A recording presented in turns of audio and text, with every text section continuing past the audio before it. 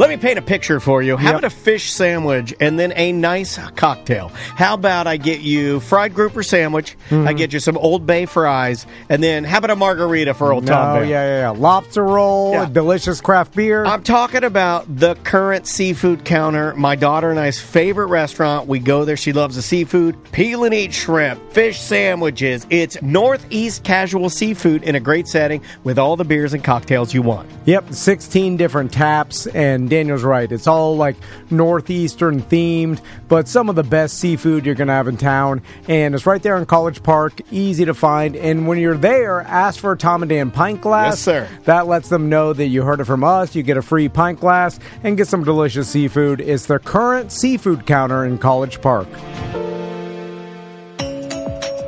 Welcome to A Corporate Time with Tom and Dan. I'm Tom. I am Dan. Our lawyer, Mo, is here.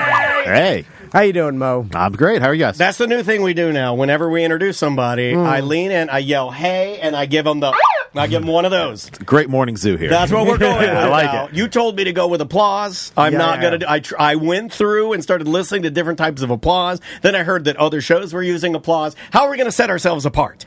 Siren. I'm going with the siren. I'm going with the morning show siren. Loud, ear-piercing siren. One of these. So it's like, oops. Accidentally gave him two sirens. Sorry. Before we get into business, Mo. Let's get down to business. I want to talk about chicken parm. Boy. Bus Decker's giving us the next time. No, don't talk about it. Don't talk about it. So it is my favorite new in the Mo universe, in the Moverse. Yeah. My favorite thing you've done so far is the chicken parm review. I'm a fan of chicken parm. It's a delicious food. It is a delicious. It's an I think it's an underappreciated food. I would agree. I mean, nobody talks about chicken parm anymore because everything is baked better than fried. No, no. A lightly dredged piece, flat pounded cutlet that has been shallow fried. And some uneducated people might say it's a juvenile food of just chicken tendies and marinara and cheese, but they're wrong. They're wrong. Oh, did somebody tell you that? Well, did somebody say I'm that? very bitter. You did accurately describe the food with chicken tendies. It can be quickly made at Burger King with just the random ingredients they have. It's kind of a chicken tendy pizza, which is the only thing my sons eat. They have. I think KFC has now. Did you know?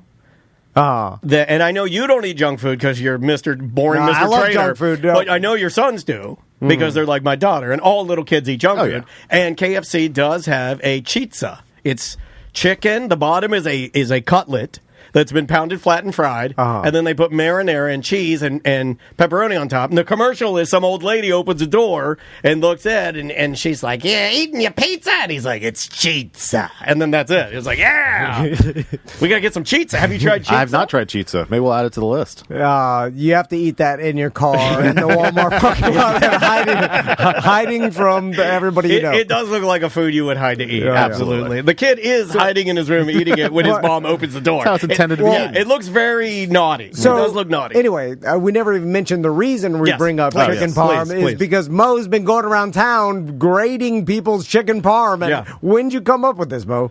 I don't know. One of our stupid meetings we had. No, we were talking about how you're the king of content. You are Orlando's king of content. We were like, well, I loved it. I'm like, so how many chicken parms how many have you tasted? I think we've done 4 so far. I think we have another one today, so there'll be 5. So we try to do one a week, basically. Okay. And so you look really fit. So are you like spitting it into a bucket or like? No, and on most days that I do because we try to do it after their lunch rush. So usually I've eaten lunch because I'll have like a lunch meeting or something. So that's my second lunch. So I'm really indulging. And I don't think there's a chicken parm I haven't finished yet. I usually start. I'm like, I'll just have a little bite. I'm not too hungry, and then it just keeps flowing. That's impressive. I mean, I'm that same way with chicken. I'm the same way with like any chicken tenders. Like if they're out. Like if somebody brings nuggets, like a Chick-fil-A nugget platter, I'll eat all the nuggets. You just keep eating. You start nibbling a little bit. Like they're little, like steak bites. You do a lot of sausage bites. I go to Tom's house. He'll grill up like 12 sausages, and then he cuts them into little pieces. He puts a little mustard. It's the only thing you do that's sort of fancy. And he puts little toothpicks, and we go ham on them. You know what it is? Because you eat one, and you're like, oh, a little small, delicious bite size, and like that's not that bad. Bites. And then you do what I do with like, White Claw, or I'm just one more. And then next thing you know, I've eaten 1 pound of alcohol. I've eaten 1 pound of miniature bites. Yeah, we're a meat bite guys here. Yeah. We like meat bites. So let's get down to business, Mo. I've got a personal question, but this probably happens a lot because we've talked about it before, but I didn't understand. Do you need to borrow money again? No. So I told him the next time. I told you the next time he has to borrow money, he has to do it live on the air. So I've been training for this triathlon, and it involves lots of riding my bike. And so I've been coming here to the studio. Yeah. I have to do it today. Yeah, this morning he was pontificating about how his life is boring now. He has nothing to talk about because his life is nothing more than a series of the same meals, not seeing his family, and then running in circles and riding in circles. That sounds fantastic. Yeah, it sounds great. Yeah, we should do some chicken parm videos. God, it's boring. And not funny at all. Yeah, he says it's the least funny thing he's ever done. There's nothing funny about my life anymore. And it is ultra boring, but it's exactly the way Arnold would want me to live my life. Yeah. But you know what? Arnold didn't tell me that this would be boring. It's so boring. Anyway, so I've been riding my bike, and what I've noticed, and I've heard this before from cyclists. You getting a rash? No. Daniel's told me. So I'm riding on the Katy Way Trail, and so I'll be riding my bike fast as I can. He's not bad either. He's not bad. I rode with him. I've ridden with you once. And then I'll see, and there's lots of homeless people and vagabonds, and then random old people. Yeah, there's a series. It's sort of it looks like almost like a Trail of Tears through Orlando. And you see it's a homeless highway. You see like travelers and gypsies. But then there's like random old people doing their afternoon walks. Snake oil salesmen and old cowboys riding the trails. So no, it's just crowded with people. And then but I'm I'm on the bike. But sometimes it turns to bike and then it's walking. But so it's kind of wide. But people will be walking shoulder to shoulder, and they'll be taking up most of the path. So that's just a lack of consideration, lack of courtesy. But really, I'll hit stretches where there's nobody, and then I think they think there's nobody, but I'll be there's never nobody. Here's a news flash to everybody out there walking and biking on the Katy Way Trail. There's always somebody. Stay in a single file line. You're not better than anybody else. You don't get to ride side by side. And if I come up beside you and I have my headphones in and I shoot between you and you yell at me, I will get off my bike and black out.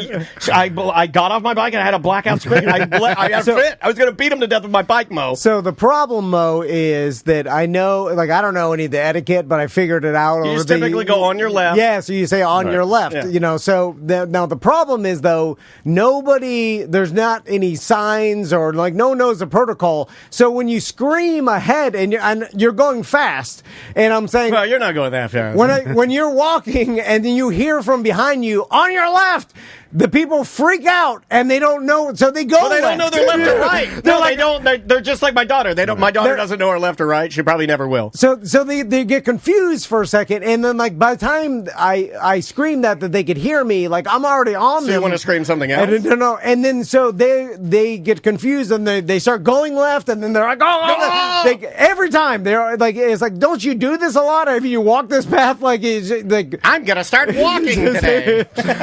So anyway. I thought to myself, one of these times, I'm going to ram into an old lady. Oh, yeah. Right. Because you're going to knock her visor off. I'm going to say, on your left. And she's like, oh, what? What if she hits her temple on a root and dies? And then she's like, oh, my left. God. Tom's charged with manslaughter. What would you do if you hit her? She hits her temple on one of these world-famous Castleberry roots. She hits her temple and dies. Do you put her on your shoulder and keep biking?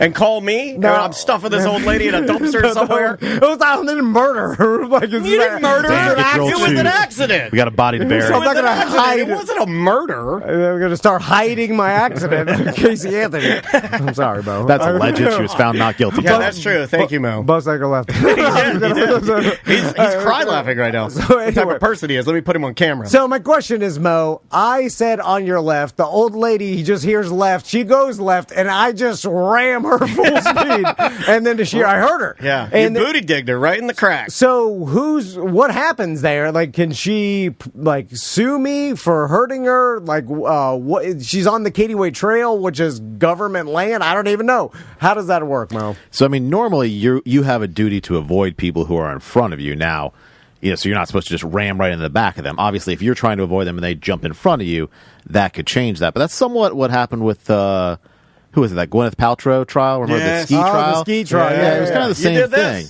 You ran into somebody skiing. I mentioned it. I said he was Castleberry Paltrow. And you glossed right over it. I just knocked him over and they fell down. Gwyneth Paltrow knocked a man over and he fell down. Yeah, but they were she rocketed into him. That's not according to her. Right. According to her, it was just a normal. And she was found not liable, I believe. So and that was because it's like a accidents happen type of deal. They'd have to prove your negligence. There was how it happened. I can't remember exactly. I think she alleged that he ran into the back of her and got hit. He was alleging that she ran into the back of him, I think is what happened, but it's been a little while. So it was really just a fact pattern of how did the accident happen. I don't think it was on video, so it was really, in that case at least, it was her story versus his story. And the jury found her more credible for whatever reason it may be. Because she's famous, right? I mean that's what it's implying there. Yeah. Yeah, that's what it kind of felt like. So I have a second biking question for you. And he's also biking with a broken thumb that he refuses. Am I allowed to talk about that? Is this going to change our relationship? No. I don't know if it's broken or not. You do know it's broken. It doesn't work. Yeah, it's stiff as a board. It's literally straight. It's straighter than it's ever been. His thumb. And that Tom, my business partner Tom, I don't know if you know this, Mo. But he has the longest thumbs of any person I've ever met. The only person that even rivals him is my daughter, which that's a tale for a different day. Okay. But you have your daughter's got long thumbs, loves to work hard. I know. That's what I've been saying for months. That milkman scenario. I'm Dr. Milk. Sorry. But he's been biking with a broken thumb. So, Dr. Milk was just too far. I do like the name Dr. Milk. There's a mediocre time with Dr. Milk and Dan. There's areas of the Katy Way Trail that are right before you get on it. It's in Baldwin, yes. And it's root crazy. There's roots that have grown through the sidewalk and caused little miniature ramps, like bulges in the sidewalk. Mother Nature still undefeated. It is tearing up all the asphalt. And then Daniel, when you showed me the path, it was hammering my taint. No, I told you to go around it like a real cyclist would. You don't ride over. You don't in a skinny wheel bike. Right. You don't rock it over the bumps. That's how you pop a tire, man. So it hammers, it hurts you, and then there's some places you can't avoid it, so you have to just pick the smallest route ramp that you can, and then it's like it hammers you. So the other day I'm coming back into Baldwin, and my podcast stopped. My business books I've been reading. Okay. Yeah. By the way, all the business books I read, it just tells. So you want to start a podcast? There's no information brought to you by Audible about getting rich in a fast amount of time, which is the only information I want. Yeah. It's all grind. It's all like collect assets. It's about finding compounding. It's a whole interest and long term and responsible. Get rich as fast as possible. I need to find that book because I'm listening to hours of people droning on about how the proper way to do things. I got blew snot out of your nose. Oh, sorry. Yeah, he got so worked up he blew snot out of his nose. Right hand, folks, right hand. So I'm trying. So when you go to leave, shake with the left. I'm trying to, change my podcast, and I got to pull my phone out of my stupid bike shorts. So you think you're going to end up wrecking into? So then I'm looking at and then all of a sudden I hit one of these roots. roots, and then it almost ejects me off the bike. And then, is this what Tracy was talking about in the chat room? Were you on the phone, or were trying to text her or something? Oh, yeah. Tracy called me about something. I was huffing and puffing, and you almost wrecked. She said you almost wrecked in the chat room. And so it was because of one of these roots, right? So I looked back. I was like, man, I almost fell on my bike, and that it could have hurt me bad. Well, you're very stiff, and your hands hurt. Your thumb's already broken. So then I looked back, and the tree was growing basically in a business, and I saw the roots were growing from the business tree into the sidewalk. That's the traveler's building. It's traveler's fault. And then I looked back, and I looked at that building, and I was like, wait, hold on. And I started putting my Mo hat on. I'm like, I think it's this business's responsibility to make sure its roots don't destroy the sidewalk, creating a hazard for me. And you put on your Mo hat. I'm sure he loved hearing that. And so is there anything with that, Mo? I mean, if the business maintains the sidewalk, yes. I mean, that's why you'll see cities or counties or HOAs come in and shave down the sidewalk sometimes because the roots will go under them and make them uneven and things like that. And it can be a tripping hazard. So it depends who's maintaining it. But yeah, if the tree grows in there and the roots disrupt the sidewalk and it's a tripping hazard, then yeah, they could be liable for it potentially. And if someone's on their bike and gets ejected off because they're trying to change their business book, I mean, these are not good facts, but I won't mention that part to the jury. I'll just be like, I was focused and I hit the roots. Do we want to ask Mo anything about because we're thinking about opening up our doors to potentially getting in some young people? And easy, Puff Daddy. I was earlier. I was sitting on the couch, and Tom moved my hand from his butt, like Mike Tyson. Have you seen that video? No.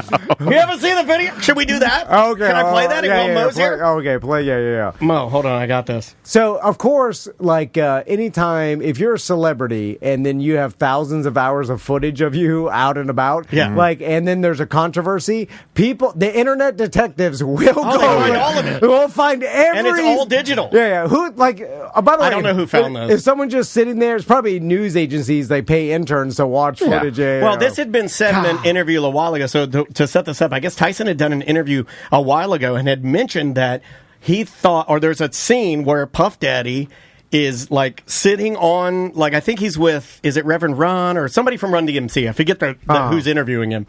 But it's Puff Daddy and Mike Tyson, and Puffy's sitting there, but his hand is it'd be like if I went to sit on the couch with you, Mo, and then I just put my hand behind your butt. Awkward. And then you'll see what Tyson gets his hand and physically grabs it like it's a dead mouse. And moves it. Here, watch this. It truly is about the Benjamin, as we see. So he moves his hand, and then he scoots over you're not going to touch me. Now look at how dejected Diddy looks at the end. He looks right. We'll be right back with more right after this.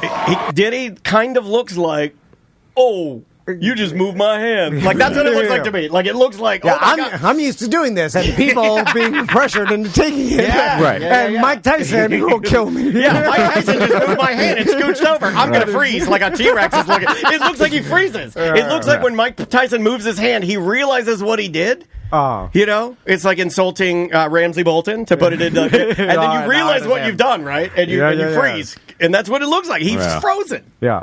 So in local, I guess, Florida news, I saw this morning on some article that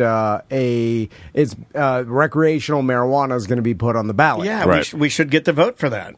But with some of these things, I know this had been on the ballot in the past, and there has to be more than the usual majority vote. It's got to be I think it's 60%. 60%, which is something someone put in a long time ago, probably thinking that when this happens, they will slow it down, right? And that's all part of it, right? Yeah, I mean, it's politics, But it'll be interesting to see if it passes or how close it gets. Yeah. Anyone 21 years of age and older would be able to possess up to 3 ounces of marijuana with not more than 5 grams in a concentrated form with certain restrictions.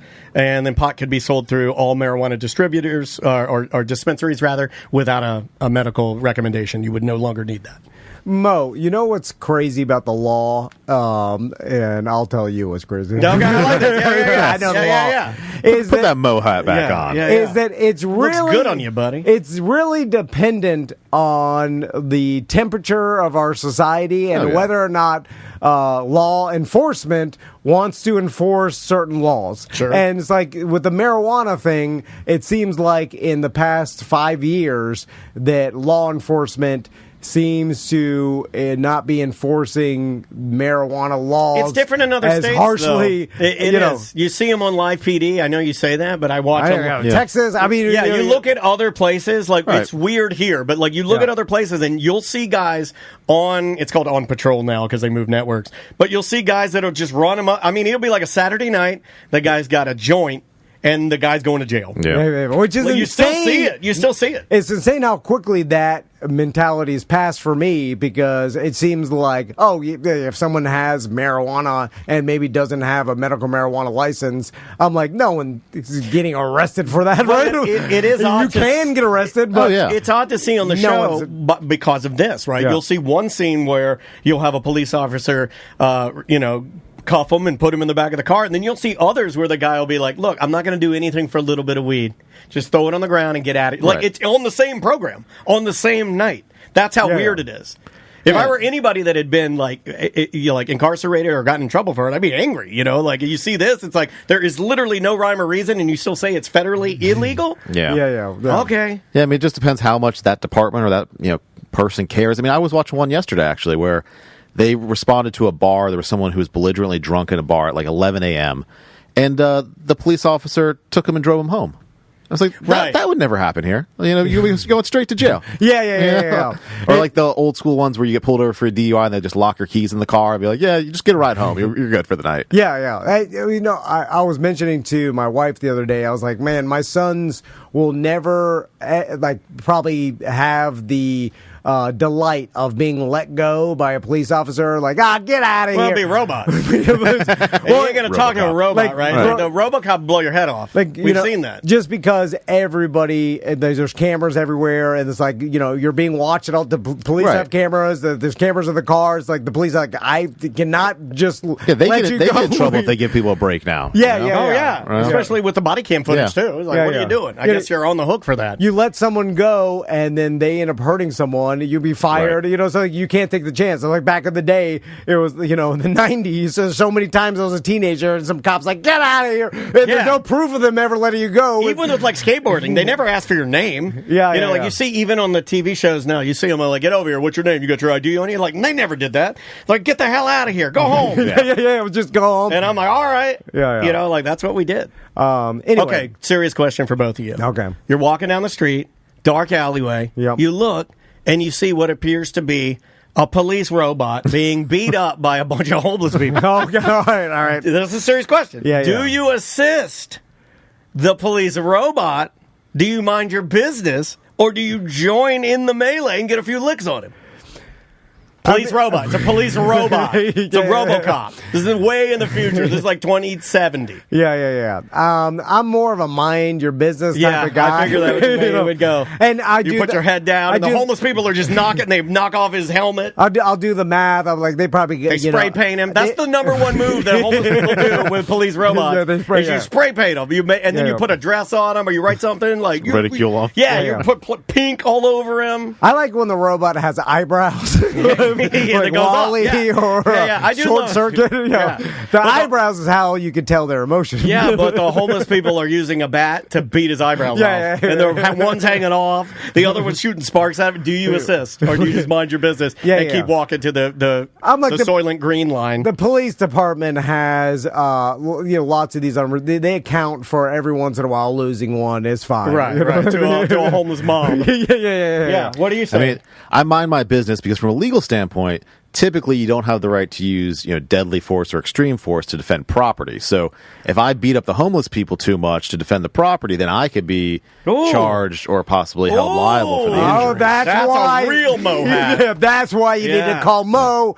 Injured on the go, just call Mo. Oh my God, there's an extra loud Mo. I apologize for that. JustCallMo.com is a website. Mo, thanks so much. Thank you guys. Appreciate you being here, buddy. And we will be right back. Welcome to Corporate Time with Tom and Dan. I'm Tom. I am Dan, and I love how uncomfortable you are right now. Plug something while you're being uncomfortable. All right, we've got a BDM-only event coming up on April 20th. Yes, we do. If you want to find out all the details, you have to be a BDM, but we've got a show involved, not like a show. Hawaiian This is a luau show. But we have like a luau presentation. with fire spitters. Yeah, it's like something dancers. you would see at your company's end of the year party. Yeah. Like or at a fancy Hawaiian resort, or you out there Exactly. like Come on, I want to lay out. You know? doing the hakas and stuff. I don't know Anyway, if you're allowed to say that. Oh, okay. And then we've got an ACT 10-year anniversary live show going on May 31st. There are still tickets available at tomanddan.com. You'll see on the front page. You can click through. Yeah, man. Go to the Wayne Dench Performing Arts Theater, Ritz Theater. The Ritz. Anyway. It's the Ritz Theater at the Wayne Dench Performing Arts Center. There we go. The theater's at the center. Yeah, and you can get your tickets. There and you go. after parties at Tuffy's Bottle Shop. We got a band, and it's going to be a good time. Indeed. So, we've got a weird job. It's a good one. It's a good one. It's a costume. I've got it on. Right, you can see it live right now. Twitch.tv/Tom and Dan Live or YouTube at Tom and Dan Live. It's also a friend of ours. Very good We've friend. known for 20 years. Maybe I might have known longer. Yeah. And This man has carried my wife drunk down a flight of stairs. yeah. Before she was your wife. Yeah, before she was my wife. This man has seen my wife's underpants. Because she was laying in her underpants at the top of Latitudes, and I will never let her live that down. I feel like we should have some sort of AI intro. I can see how quickly I could do one. A weird job. We can maybe type in some prompts. St. Augustine. I like it when you throw these things on me. It's like a skeleton. It keeps you on your crew. toes. Yeah, it's like, do it. I'm not even logged in Let's see here. what he even knows about me. Okay. Oh, okay, yeah. So you want me to write you want AI, rather. Yeah. Because I don't want to be like Jeff Howell and start Come on. proclaiming that these AI creations are mine. Have you seen that? They are legally yours. They are legally mine. But Jeff's like, he puts up his AI creations, and they're very good. But then he'll say, like, prints available. Yeah, they're his. Like it's yours. Like it's the Wyland Gallery or something. Like, oh my God, I want to get it. Oh, I got to get that. It was generated in 12 seconds. Let's hang it in our living room. All right, hold on. All right, let's do this. This is... Yeah, Weird Job Wednesday.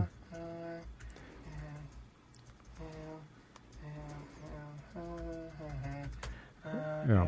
Okay, there we go. I got it Oh, going. you already got it done? I got it. I just wrote couple of little blurbs here, couple of little things. Now, I don't know if you know this. Here is my AI update for everybody that has been using the same program that I think we were the first to use. It's called Suno. It's Suno AI, and it makes creations of songs. But it is now, due to heavy usage, you have to pay. This is no longer free. No, okay, yeah. The gravy train is over. Yeah. This is like now I can use it because I still have some credits left. But if you don't got credits, you're not getting a song. Here is the first song. This one's called The Mind of Weird Job. Here we go. You're a job, you're a crazy man, got a mind that's a wild wasteland in your head, a twisted ride, but your talent can't be denied. Wow. That hit. Paint with colors that don't exist, sing songs that nobody else would risk. Your mind's a maze, a never-ending trip, but your artist, it's like a wild whip job. You're out of control, but your madness is taking its soul. Call you crazy, but I'll see genius shine. Weird job. You're the madman of our time. You're the madman of our time. It didn't use anything Scott York. Just so you know, I was trying to get you. I said, Weird Job with Scott York, and he is an insane person. And that's what it came up with. We're not even going to play the other one, but on the couch with us, we've known this man for many, many years. Great friend of the show. One of the first people to ever believe in what we're doing here. One of the first person to ever even tune into our podcast. Yeah. Ladies and gentlemen, our good friend Scott York. How you doing, Scott? What's up, buddy? Dudes, I am doing awesome. It's so good to see you, man. It is awesome to be here with you guys. I'm so proud of what you guys have built here, man. This is amazing. Well, it's falling apart now, so you can have a good time. We got employees leaving. Oh my God! 10 years too late. You should have seen this. You should have seen this place 6 years ago when we built it out. It was a real show, a real palace. I sit here and look at the founders wall, and I tried to be one of the founders, and the darn website wouldn't work when I was trying to get in. Oh, well, just for you. Round two. Let's rebuild the studio. Yeah, all the founders are on a free ride right now. When we started that, we never thought this would last this long. We were like, we're going to get them. But now they got free BDM membership. Yeah, we didn't do the math, but after 7 years of doing BDM shows, founders, you get free shows now. We should have charged them more. Yeah, they could have been $2.95 the whole time, and it would have been the same amount of money. Okay, the chat room is freaking out. Yes, we are doing a weird job, and yes, there appears to be a colonial soldier on our couch. Yeah.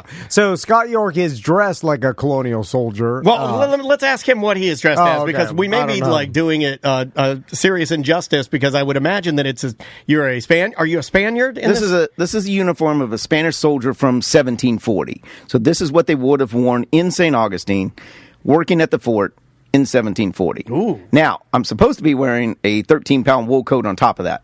Nice. I don't own one of those because I live here in Florida and there's just absolutely no way. So I wonder were they wearing it in the temperature, or did they have? Oh, absolutely. No, absolutely. So they had the coat on to protect them from mosquitoes. It was cooler back then. I think it was too. I think it was cooler back then. We weren't as spoiled. But if you say that, then people get mad at you. If you're like, it was probably cooler back then. Like, you shut up. But not that cool. Like, it was still hot. It's still hot, still in Florida. But the reason that they wore wool is a natural fiber that won't burn. When you're firing cannons and firing muskets, you're working with open flames and flying sparks.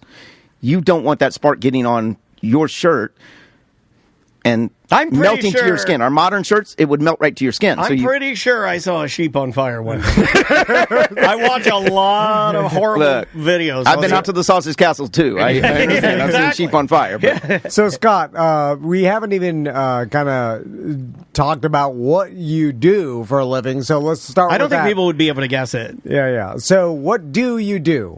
So, for the past 35 years, I've been a professional storyteller. Okay. I've been a tour guide in St. Augustine, taking school groups on field trips, organizing all the pieces of their puzzles, setting up the transportation, attractions, tour guides, guided tours, lunches, everything that a teacher needs on a field trip, we have been putting together. Yes. And now I live full-time in St. Augustine, so now instead of meeting the buses here at the school at 6 o'clock in the morning and getting back at 6 o'clock at night and then getting home at 7 and then turning around the next day.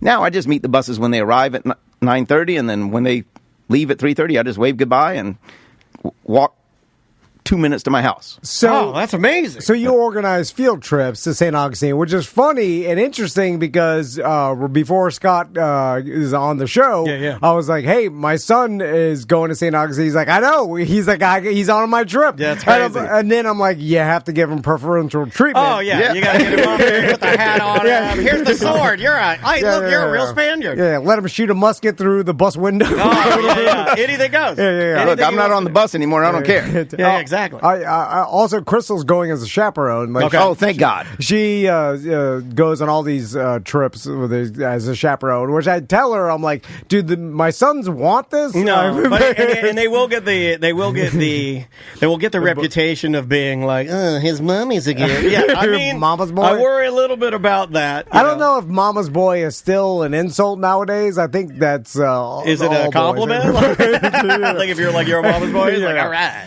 So, Scott, like with these field trips, how many of these field trips, or have they been the same for years? Or the standard, like hit the fort, hit the big statue of David, the hit bushes around, like you got to hit the. We leave that one off the fourth grade tour. But all right. Fountain of Youth. Fountain of Youth is a popular one. Maybe Cafe Risque. We bypassed that stop. Yeah. That one's actually closed up now. Oh, it used to be. I was just in Gainesville for a wedding this weekend. The one up in Gainesville is still. Yeah, that one's still there. But the one near St. Augustine, I dated a girl that worked there. I actually used to cater parties for Cafe Risque. We would either cater it at the club or at their house. Ooh. And when we did more pubes at the house, right? Yeah, the parties at their house were three-phase. First was the kid's birthday party, and then a little bit of the neighborhood friends, and then the later party. So you did 3 different shifts, 3 different meals at their house. It was a pretty cool event. I told you no dino nuggies at the orgy. And take off that stupid 6-corner hat or whatever it is. I didn't ask for Ponce de Leon. So, Scott, what is the standard St. Augustine trip for kids these days? What most of our schools do is we include a guided tour of the fort, the Pirate and Treasure Museum, because they have the largest collection of pirate treasure and memorabilia in the world, and it's right there in St. Augustine. I didn't know that. Pat Croce used to own the Philadelphia 76ers, and he owned the museum down in Key West. Big Magic Johnson. He has AIDS. No, that was not. That's not him. That was Donald Sterling. I don't want him to be confused. Yeah. Donald Sterling hasn't showed his face in a while. No. I heard he had AIDS. Anyway. So he owned that museum in Key West. Obviously, you don't have a ton of school groups going to Key West, so it was just drunk tourists coming through. Well, the gay kids go there, I heard that. Well, they could. And then he decided to move it up to St. Augustine. And when he did that, the city offered him to take over the Colonial Quarter Museum as well. So he put about $1 million into the Colonial Quarter Museum and operates that one as well. So a lot of our groups visit there. And then I've opened my own museum up there in St. Augustine that's a hands-on interactive history experience where the kids come in and they get to dip candles, they get to make a rope, they card wool, so that sheep that's on fire. This is what your kids need. You want grit? Go make a rope. Yeah, go make a rope. Candle. So when Tommy comes up in a couple weeks, then he will get to make a rope, and they get to bring that home. The candles they bring home. Dad, I made a rope. Yeah. That's a get-to-work moment, right? You've never been more proud of him. I think what if he becomes a rope maker? Oh, is the trip tomorrow? I think it is tomorrow. Tomorrow. I don't know when it is. It's sometime this week. I think it is tomorrow. Anyway, so with your museum that you opened, how did that come about? I didn't think you could just decide to open a museum. This is how stupid I am. I always thought that if you wanted to open a museum that you have to like check with the government or something, like to make sure that, because what if you're lying? Well, funny story. You're lying, aren't you? I knew it. I knew it. Well, thanks for coming in. No. Business. As soon as you put that hat on, anybody can he's going to make this stuff up. So I'm walking to the post office one day to go and mail out some of our activity books that we send to teachers. Whenever they book one of our field trips, we send them one of our St. Augustine activity books. Nice. All right. And actually, Swervey did this cartoon character. That's great. He actually did all of the cover for it. Oh, wow. And then we ship those out to teachers whenever they book our field trips. Okay. So I'm on my way to the post office one day to go and mail out a bunch of those activity books. Do you wear this outfit? Do you wear the... Quite often. Okay. Yeah. I would, too. It's a conversation starter. Exactly. And for me, It's that's the what I brand. look for. The clothes that I wear, the vehicle that I drive, the looks that I give people are always to start a conversation. Because if we start a conversation, then there's a way that we can do business together. Or just have some fun together. Yeah. And that's really what I do, is help cool kids have fun every day. I like that. well, how does the conversation start? Okay, so... You're not looking at my hat. Look at it. Look at my hat, you right, idiot. so You want to do business or have fun? Put Get the hell yourself out of here. in the mindset of a 9-year-old. Okay. Okay, and they see I think this we're there. guy Oh, walking we're down the there. street. Yeah, exactly. See how easy that was? Yeah. They see me walking down the street, and they're immediately thinking it's a pirate. Okay, so then we go into a conversation about George Washington wore the same hat. Was he a pirate? And Thomas Jefferson wore this same hat. We talk about the culture, and this was just the fashion of the 1700s. This is like wearing a Tom and Dan shirt around Florida today. Everybody's doing it. This was the cool clothes of the 1700s. Now, the three-corner hat, or whatever it's called, is that what's the proper name for that hat? A tricorn hat. Tricorn hat. Now, I think you would look quite fetching in a tricorn. was there any utility purpose behind it? Absolutely. Okay, explain that to me, because it How looks... you drink your water at a creek. it looks You're absurd. It Obviously. doesn't look absurd. It looks kind of cool. For nowadays. For nowadays, you just look like, I don't know, you look like an avant-garde rapper. So to me, the flat brim hats look absurd. But, that hurts people a love little Sorry, Dan. God, right in the heart. Right in the heart. For I thought me this to man was my wear friend. one. For me to wear one looks absurd. I think you look cool. I think you look Fred Durst. So Oh, no. Scott, have you turned into the reenactor that forgot who he really was? No. And now he's like, Oh my God! I'm a Spanish soldier. You're like, what is this device that you have in your pocket that I've never seen? An automated car wash. I can't take my horse through that. Oh, I get it all the time walking down the street. Oh, a pirate shouldn't have a phone. Well, number one, I'm not a pirate. Number two, I got to keep in touch with my crew. Get off your TikTok, black man. Yeah, people been yelling at you. You're on Reels, black man. So the utility of the tricorn hat is you're carrying a musket, and the musket weighs about 7 Do you pounds. get to carry a gun? I do not. I could, but I just don't. Yeah, it's probably a Because good choice to not. we do even it. tell the school kids when they come in, they can't buy anything that resembles a weapon because they're on a school field trip, Sure. and it's a zero tolerance policy in the school systems for Oh weapons. man, I So- told Tommy. Go ahead, the go biggest grab musket one, you right? can find. I was like, You buy the biggest I'm like, musket. I know the owner. He'll give you a Yeah. musket. Just You'll put get it in your backpack. Put a cannonball in your backpack. Speaking of which, Oh, do you have oh, a what do you got? cannonball? I do. Oh my god, he pulled his penis out. Oh my god. What do we do now? And it's tricorn. Is that a real one?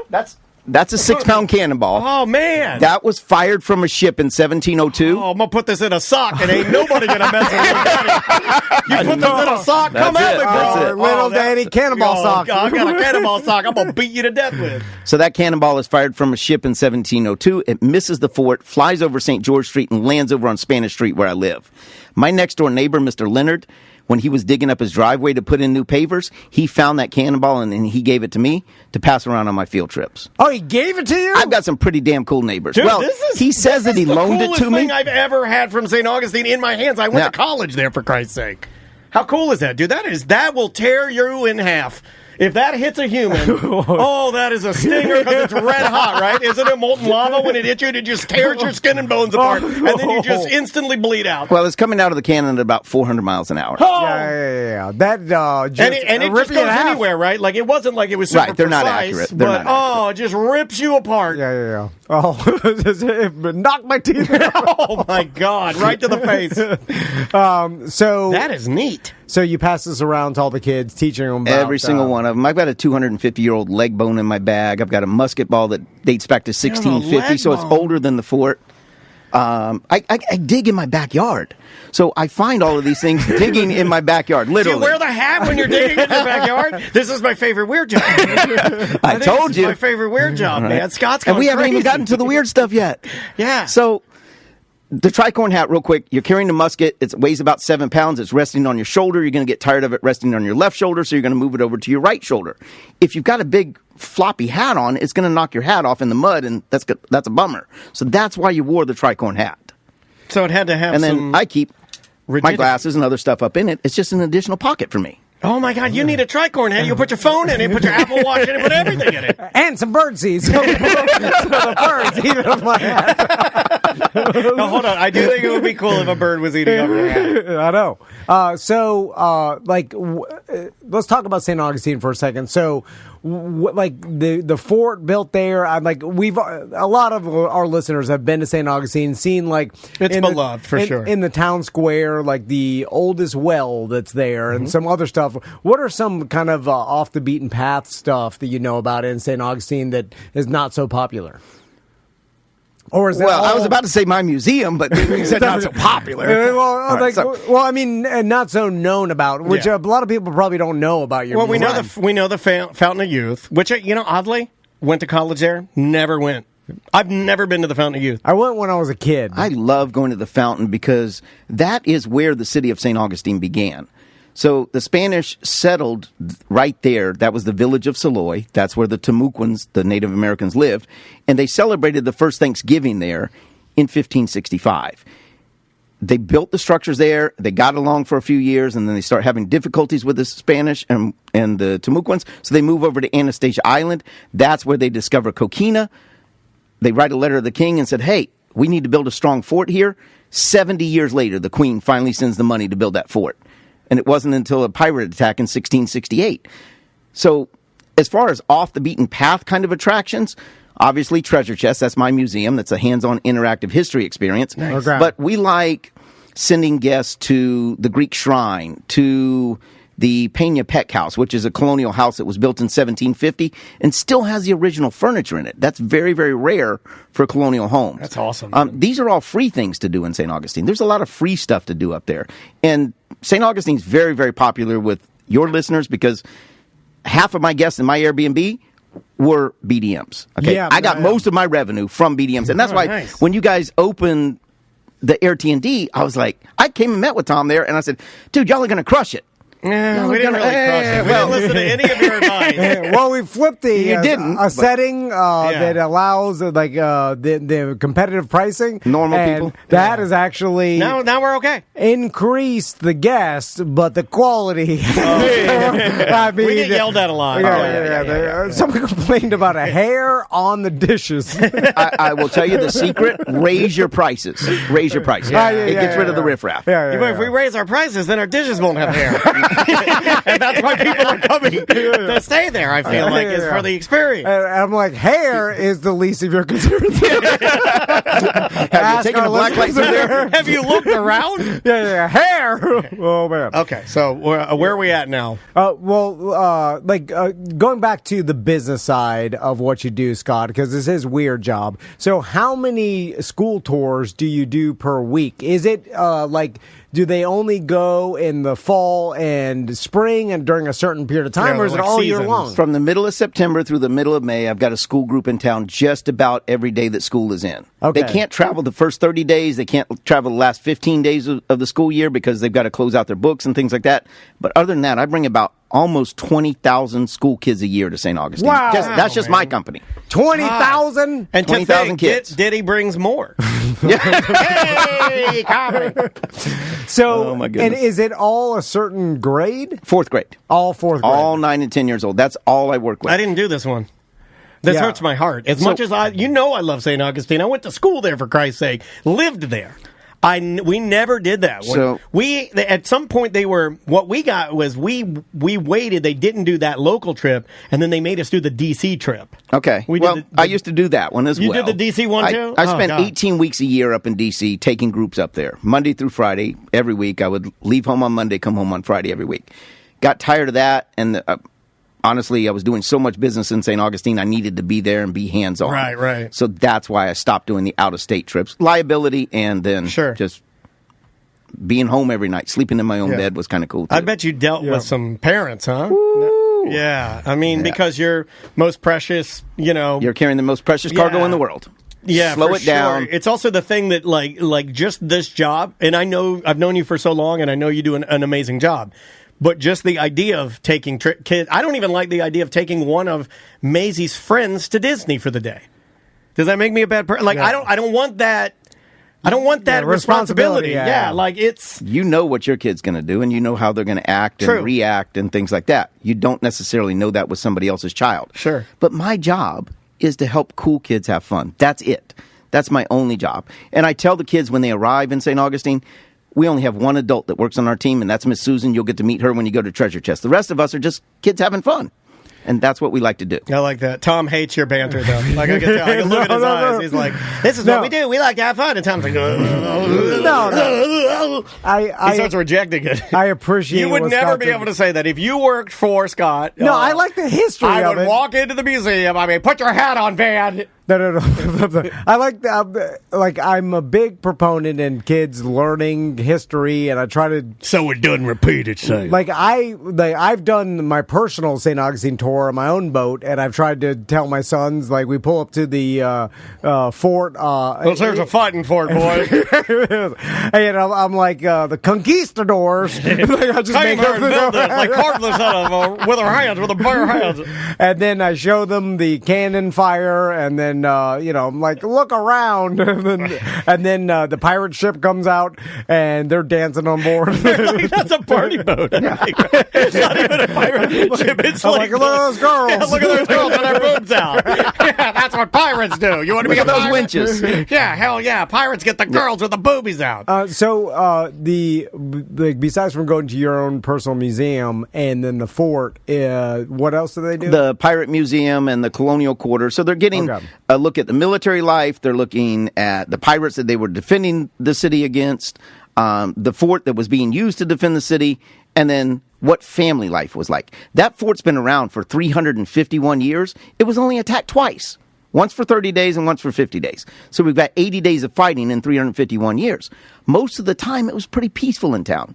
So we're showing them things that they would have been doing, chores that they would have been doing that are actually really fun now, like candle dipping and rope making and things like that. So, chat room has a question. Do you have any turf beef with any other ghost tour people or any other colonial men doing a ghost tour? Yeah, or colonial men dressed like you? Are there any other like people down there that you're like, you see them and you're like, you get the hell out of here? My kids are coming through in 20 minutes.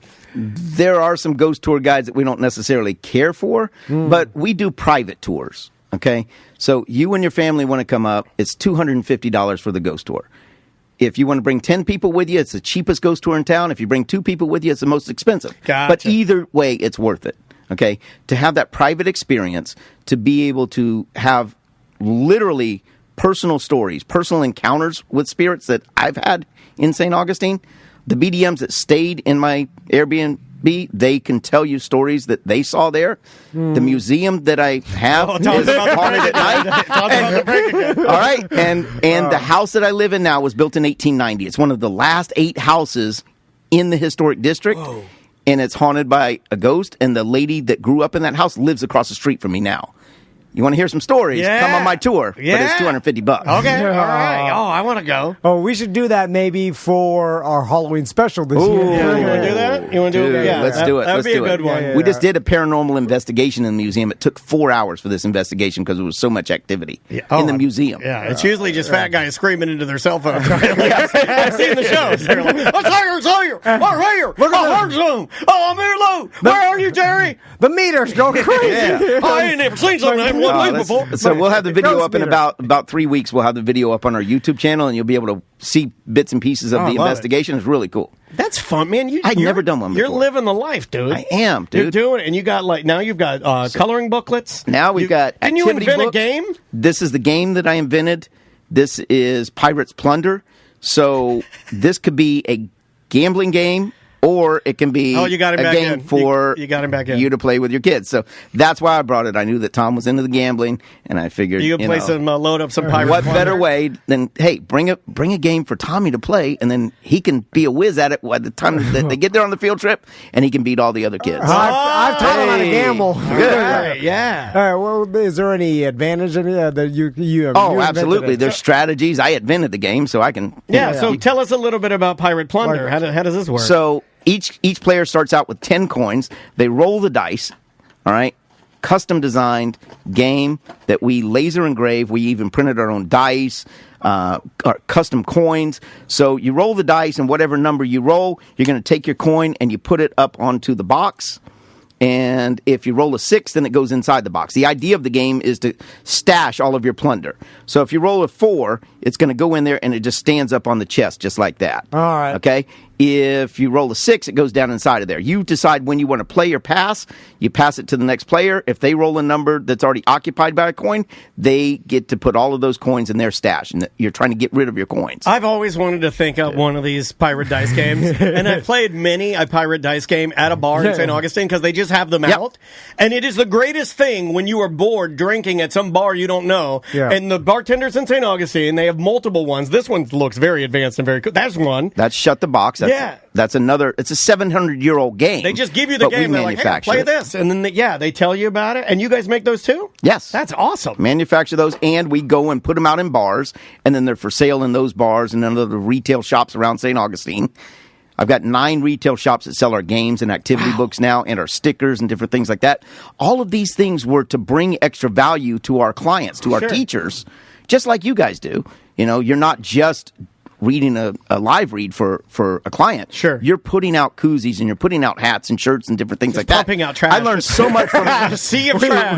just We're the Chinese Carnival garbage, Cruise right? Line, we're the Carnival Cruise Line smokestack, and we're just poofing our horrible words, Unlimited our Chinese unfunny trash. shows, unlimited Chinese trash. just Oh, the poofing digital it. trash. And You then know, all, the like, digital watch trash. this. Blah, blah, blah. Look at that. Digital trash right out into the air.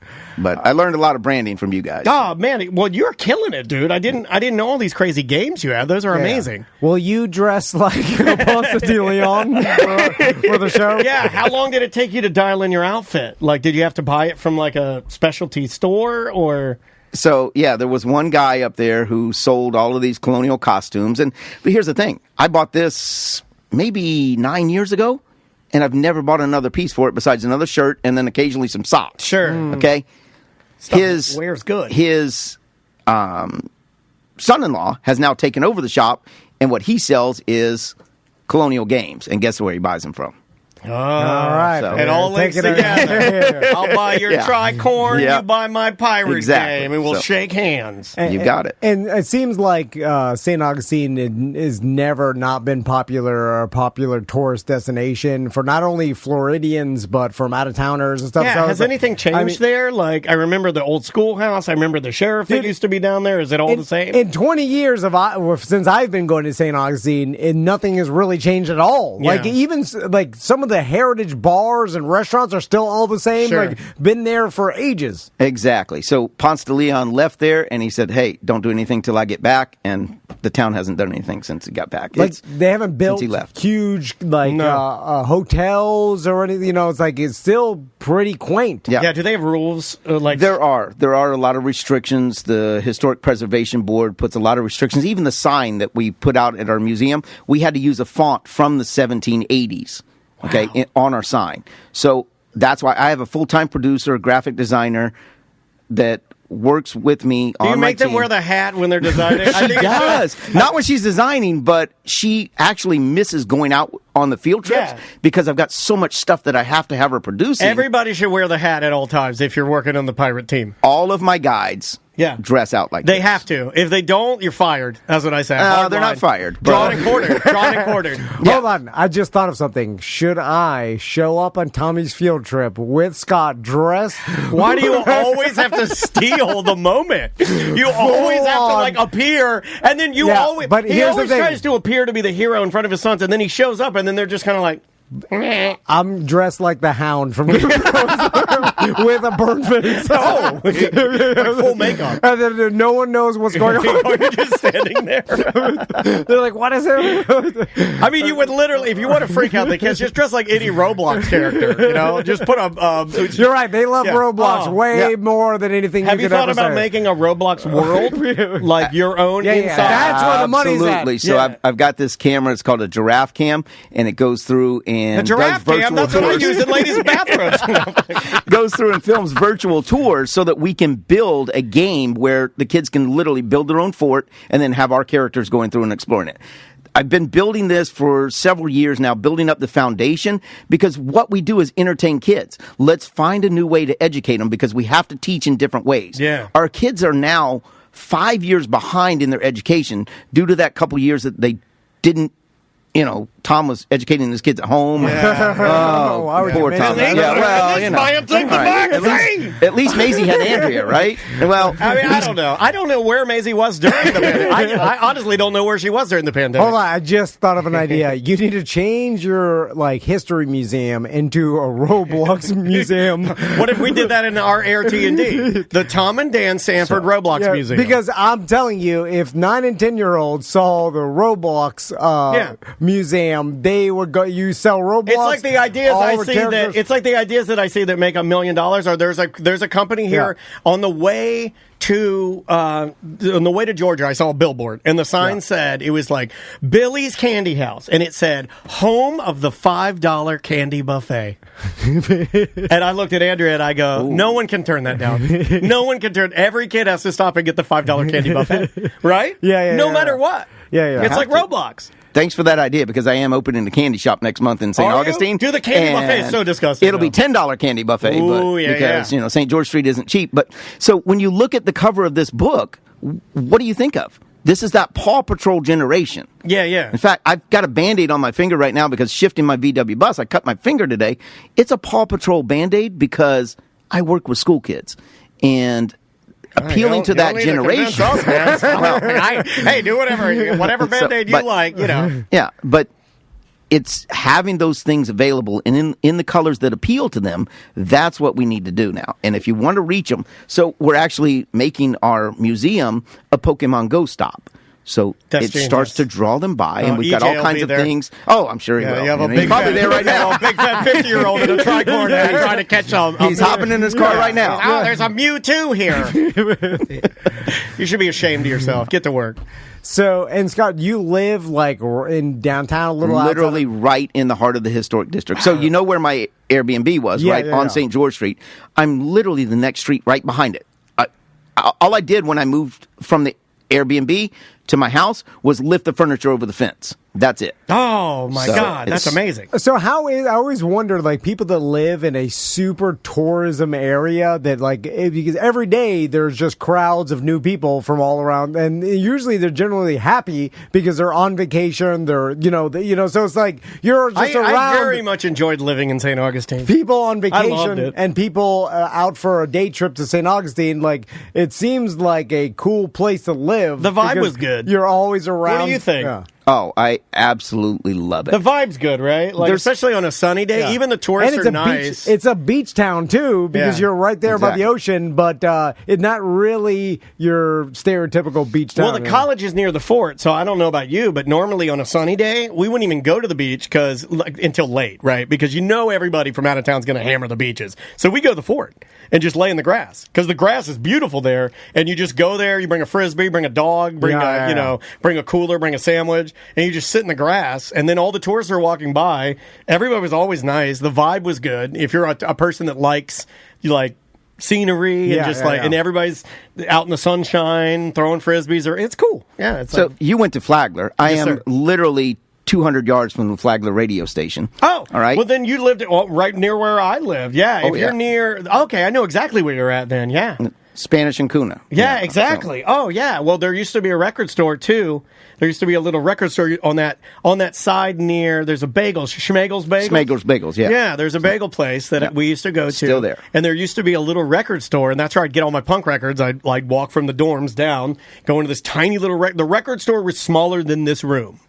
You know That's what? all you would do. He'd order it. You'd have to order everything, and he'd get it in the next week. You know what's always bothered me, speaking of tourism in St. Augustine, is I feel like, because there's tons of, you could rent little electric vehicles, scooters, and like little electric golf Or carts. even in the mall, you can rent an electric Caterpillar to ride around. Like lots of people driving around little just electric cars, Slingshots and golf carts. And the history board or whoever is in charge of keep preserving St. Augustine or whatever, they should make all the electric vehicles look like a horse and carriage or some sort of old school. Oh, I like that. You know what I'm saying? Because a fiberglass horse not moving, just going to go down the road. I like that. Because there's a castle and all this, stuff built in the 1700s, and then a slingshot comes. It ruins it. Kenny Powers is driving by. And then you're like, hey, it'd be better if it was making a slingshot, engine. They still have and the just trains, build right? Oh, yeah, still have the trains, still have the trolleys. I have a 10-person golf cart that looks like a train. So What? I went with that theme. Next is a 10-person golf cart that looks like the VW bus. So, Oh, that'll be cool. those classic looks. The Casa Monica, they have classic cars, antique cars sitting outside of it that you would have seen. So St. Augustine has so many different time periods that it represents. You can have a lot of those, but I agree with you. The slingshots and stuff don't really fit in, but my buddy Tommy that owns Seaside Rentals, he loves the slingshots and different stuff like that. Executed, Tommy. Great Yeah. job. Yeah. I was Great joking job. around. He's like, oh, my Well. slingshots are great. I like Tom. Oh, you really get my feelings. What's the most interesting fact about St. Augustine that you find the kids find most interesting, or any particular facts that people didn't know? So I think the fact that I told you that there was only 80 days of fighting at that fort. So most of the time, the kids would have been bored out of their minds as soldiers. And in order to be in the Spanish Army, you just have to be 14 years old, have to be male, sorry, ladies, have to be Catholic, and then 2 good teeth on the top jaw and 2 good teeth on the bottom jaw. Somewhat close together. All right, those are the Most of our stipulations. listeners That's it. are 14-year-olds. That's what I've heard. The 14th 14. Oh man, think about that. Oh, that's 14 rough. at a different time. That's rough. Like Tommy's about to be 10. Yeah, 4 4 more years. years he's marching for the Spanish. And you're already married by then. And He's already married by then. Oh my God! Then a hot musket ball tears him apart. I mean, just the ridiculous times like that people lived in, and like hard living too. Yeah. It's like not all the comforts that we know of, and everybody's dying of tooth decay. Oh my God, scurvy and all kinds of malnutrition. Here's my last question for you, because I know we will be up against the break. The cannons that they do fire at the fort, I know they do it ceremonial. I don't know if they do it daily or weekly or whatever. On the weekends. But I know they do it. Are those actual cannons that have been put into a way that they can fire them? Do they fire them the old way? Like, I figured you would know about that. Yes, so the cannons that they do fire, those are replica cannons. Those are reproductions. Gotcha. Every other cannon that they have there at the fort, they're not the original cannons from that fort, but they all date back to the time that the Spanish were there. The fort changed hands 5 times, but always by signing the peacetime treaty. So it's kind of like moving out of your house. You take all your stuff with you. So they all date back to around the time that the Spanish were there, but they didn't come from that fort. They came from other areas. The green ones are actually all part of the art collection at Yale University. Oh, so they do have the real cannons. Oh. They're just, we'll put them someplace else. You guys got enough here. You got the fort. Well, no, those cannons are loaned to that fort by Yale. Oh, so Because Yale said, hey, we'll complete your fort. They're such beautiful pieces of artwork. They're such detail. The same families that made the cannons made the bells for the cathedrals in Spain. So you can see the name of the family that made it, the year that it was made, and the city that it was made in on the back of every one of those cannons, except for the 3 that they do fire on the weekends. Gotcha. That's crazy, man. Yeah, it is. I always thought that is the coolest of the old man jobs. You know, if you're going to reenact, and there's a lot of you out there. Yeah. I always thought the St. Augustine, the fort, like firing those cannons, that's awesome. Yeah. I've seen it a couple times. Yeah. We'd go out and see that. Like on Saturdays, you'd go out, you'd get a little bite to eat, you'd walk over and watch the cannons get fired. Are those reenactors volunteers? They are all volunteers except for 1 or 2 that are rangers there, but the rest of them are all volunteers, and we can't do it without the volunteers. Yeah, Gotcha. they're really nice. They'll answer any question. They'll stay late. Explain to anybody that'll listen. Well, they're into it. Yeah, they They're are. into it. They're sweet. So, Scott, how can people find out all this information online? They can visit our website at seeamericatours.net. If you come by Treasure Chest on Spanish Street, BDMs get in free. Oh, so, there you go. You're going to wind up buying one of my games or activity books to take home to your kids, but we're going to give you the tour for free and let you take candles home that you made. So, Oh, that's awesome. I appreciate all of the BDMs and all the Tom and Dan fans and listeners that have supported me over the years. Well, we appreciate the hell out of you, man. You've supported us over the years, so thank you so much for your friendship. All right, we will be right back. Welcome back to A Corporate Time. So we got a guest on Zoom with us, and the reason why we're having him on today, there's some weather stuff going on, and I also saw a post from him a week ago talking about a super active hurricane season, It's or coming. maybe, and I know we hear that a lot, but in particular... Well, it's the only guy I trust. Yeah, like if he says it, then I'm like, okay, maybe we should all listen. Mike from Mike's Weather Page is on Zoom. How you doing, Mike? Good, guys. Man, another year. Yeah, it's man. Awesome. It's really it's like good to see. clockworks, right? Hurricane season comes, and I get my email from Tom. I'm like, yes, it's time to talk hurricanes. Yeah, it is time. It seemed to happen way faster. I think maybe it's all of us getting older or being busy, but all of a sudden I'm like, it's back at, like, going into spring and summer's around the corner. I also felt like maybe that had a little something to do with, like, I didn't feel like we got a ton of action last year, maybe, But this year, it kind of felt like this is coming around quicker than normal. So where are we at, Mike? Well, it's good timing that you guys reached out, because tomorrow we have the first official, hurricane outlook. It's from Colorado State University. And I love the comments. They come, Colorado, who the hell knows what's going on in Colorado? Right. They're the big that's what I dogs. said. And tomorrow, the 4th, we'll get a official. And let me tell you, I will bet anything. I promised my viewers I would do my next live naked if they don't predict an above average season. So prepare for that. The hype is going to begin tomorrow. all the news channels, they love this. And when there's so we get to see you naked tomorrow. My God, this is amazing. And Mike, I got to tell you, just for comedy reasons, and because me and Daniel love when things go wrong. And promise me you won't blur a damn thing. You just stand there in all your glory with your dogs. Get both your dogs under your arms, and you just stand there. Get your buddies. And then everybody's telling you, your wife, and you're like, you don't have to do this, Mike. You're like, I gave my word. Yeah, you're like, I'm not a liar. I'm an honest man. I'm a dad. I'm an honest man. I'm a good husband. I'm a great father, and I'm honesty number one. You tell your kids to go to a hotel. You're standing in front of your webcams. You're pulling your pants. Right. All right. Here we go. Category 5. Sorry. Let's hope I'm right. But anyway, you're right. The thing that drives me crazy, guys, is Florida Iridians hate being told it's going to be an active season. Okay. Because we've all lived here our whole life. We hear it all the time. And I have to be careful anymore because I know the true Floridians are like, yeah, we hear that every year. I get it. It only takes one. Last year you brought up, it was a slow season, Dan, right? But we actually, believe it or not, it was the 4th most active season ever, like on record. Yes, but like, see, the two, like you're talking to me, dumb Florida man who just not dumb. No, I'm saying you're right. Everybody thought last year was lame, and other than one storm, we had Idalia. Right. So you're 100% right. That's what I'm saying is when they predict an active season, if all these storms go out in the Atlantic as fish storms, who cares how many names we have? And that's the point I guess I was trying to make is we could have an active season without much action. If you know what I'm talking about. Sure, so, we've had years, I do this all the time. I never thought I'd turn into a history buff, but I think it was 1983. There was 4 named storms that year.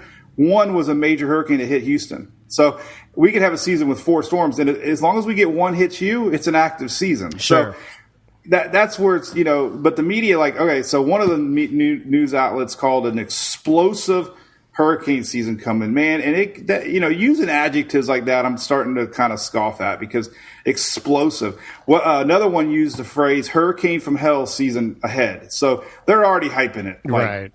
And that gets everybody worked up. So, Mike, speaking of last year, and I don't know what other people do, but this is what I do when, like last year, when you all of a sudden through social media, you hear there's a hurricane out in the Atlantic, right? And then, of course, I follow Mike, so usually Mike's on it, and then I see, but he'll report or go live. I look at the hurricane, then I look at the 10-day forecast, and if I see it curving straight up, and then I'm like, oh, it's not going to hit us. You know what I'm saying? And then, that's the way I know that whether or not to even take it seriously. I honestly just wait for it to come. And I don't even try to predict it. I just sit there and wait for it to come. Well, the predict if it's curving straight up, it's like, oh, it's getting pushed straight up. And then a lot of storms last year looked like they got pushed away.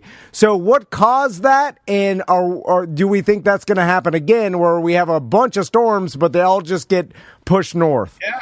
Well, that's what happens. I mean, a lot of these storms end up in the Atlantic and just naturally get pulled northward.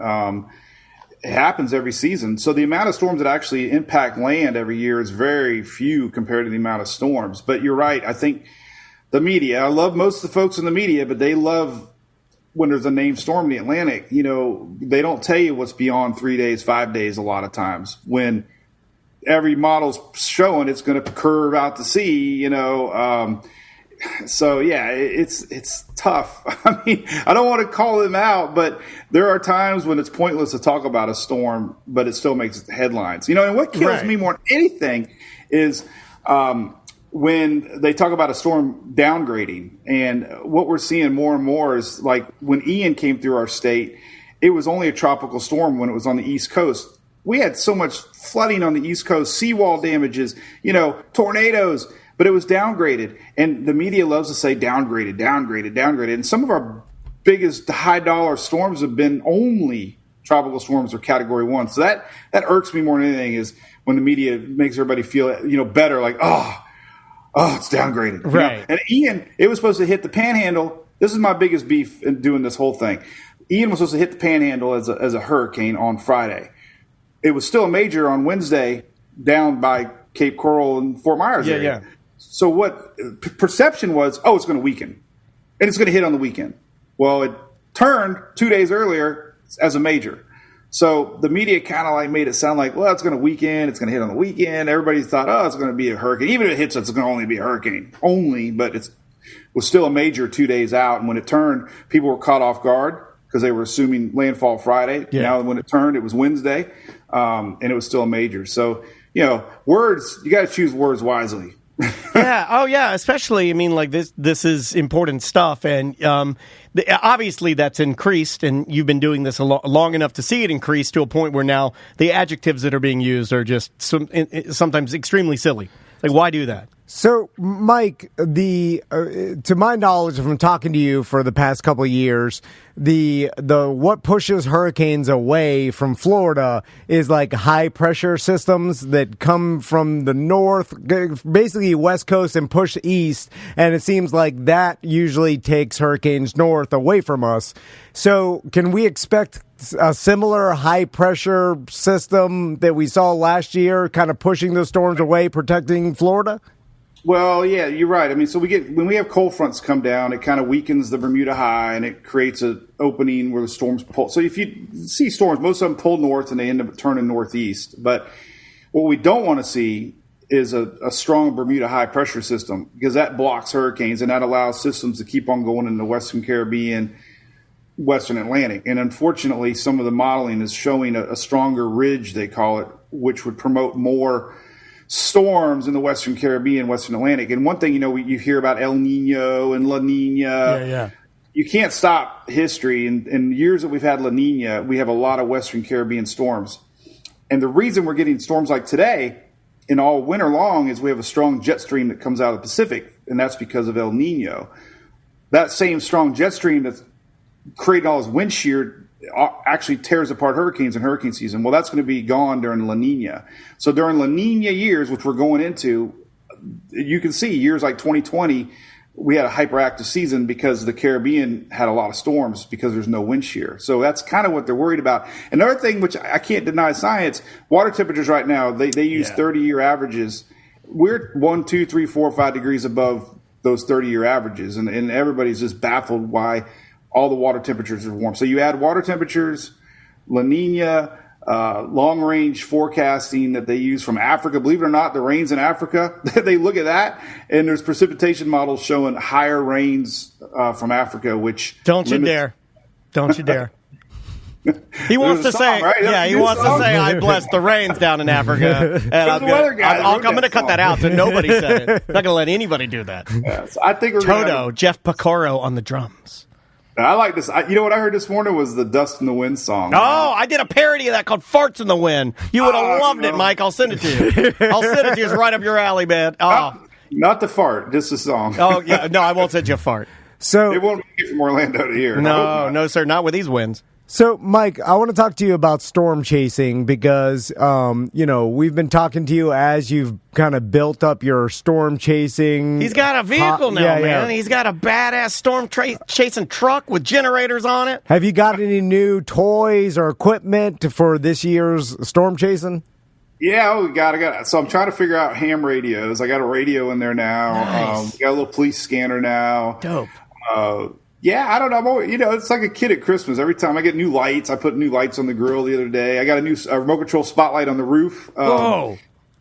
Just crazy things. And I got the tailgate. So we went ahead and bought Julie a real car. So the truck is now an official only storm chaser. So I keep my laptop in there. I got a pillow. It's funny, Sarah, one time I took her taco blanket and she was mad. She's like, Daddy. So I got a pillow that she gives me. I got a blanket in the bag. I got a cooler in the bag. You got a whole setup, man. That's awesome.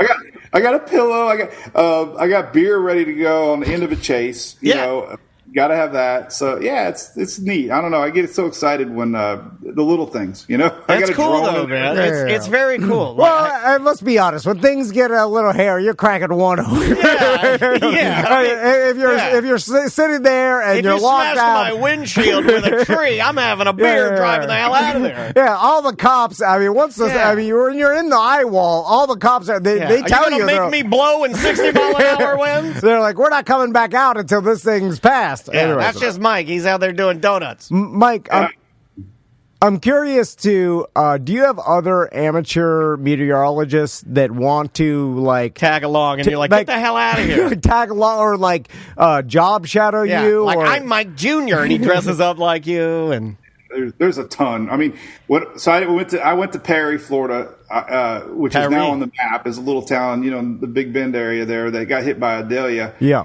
I was shocked, guys. There must have been 50, I'm not exaggerating, 50 storm chaser trucks parked in this Kmart parking lot. Like, they all had lights. They all had amber, siren lights.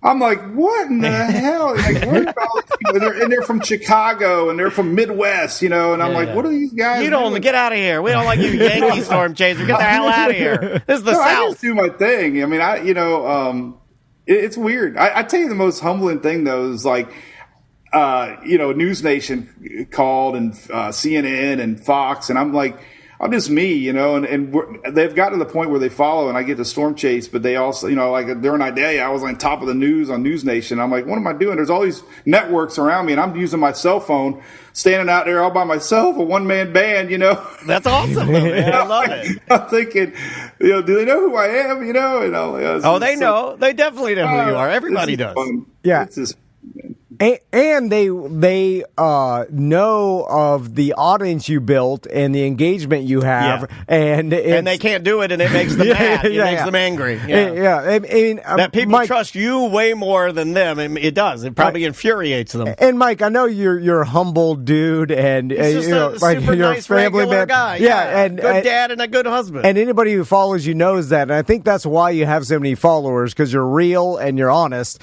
But you have to realize, like, there's these local news organizations, you have 10 times the followers they do. You have 10 times the audience. Maybe more than 10. Of local Tampa news, Orlando news, and stuff like so. They're all looking at you like you're bigger than our entire audience. Like, you have more social media followers than all of our, So just keep doing what you're doing, man. You're fine. You're fine. You're bigger than they are.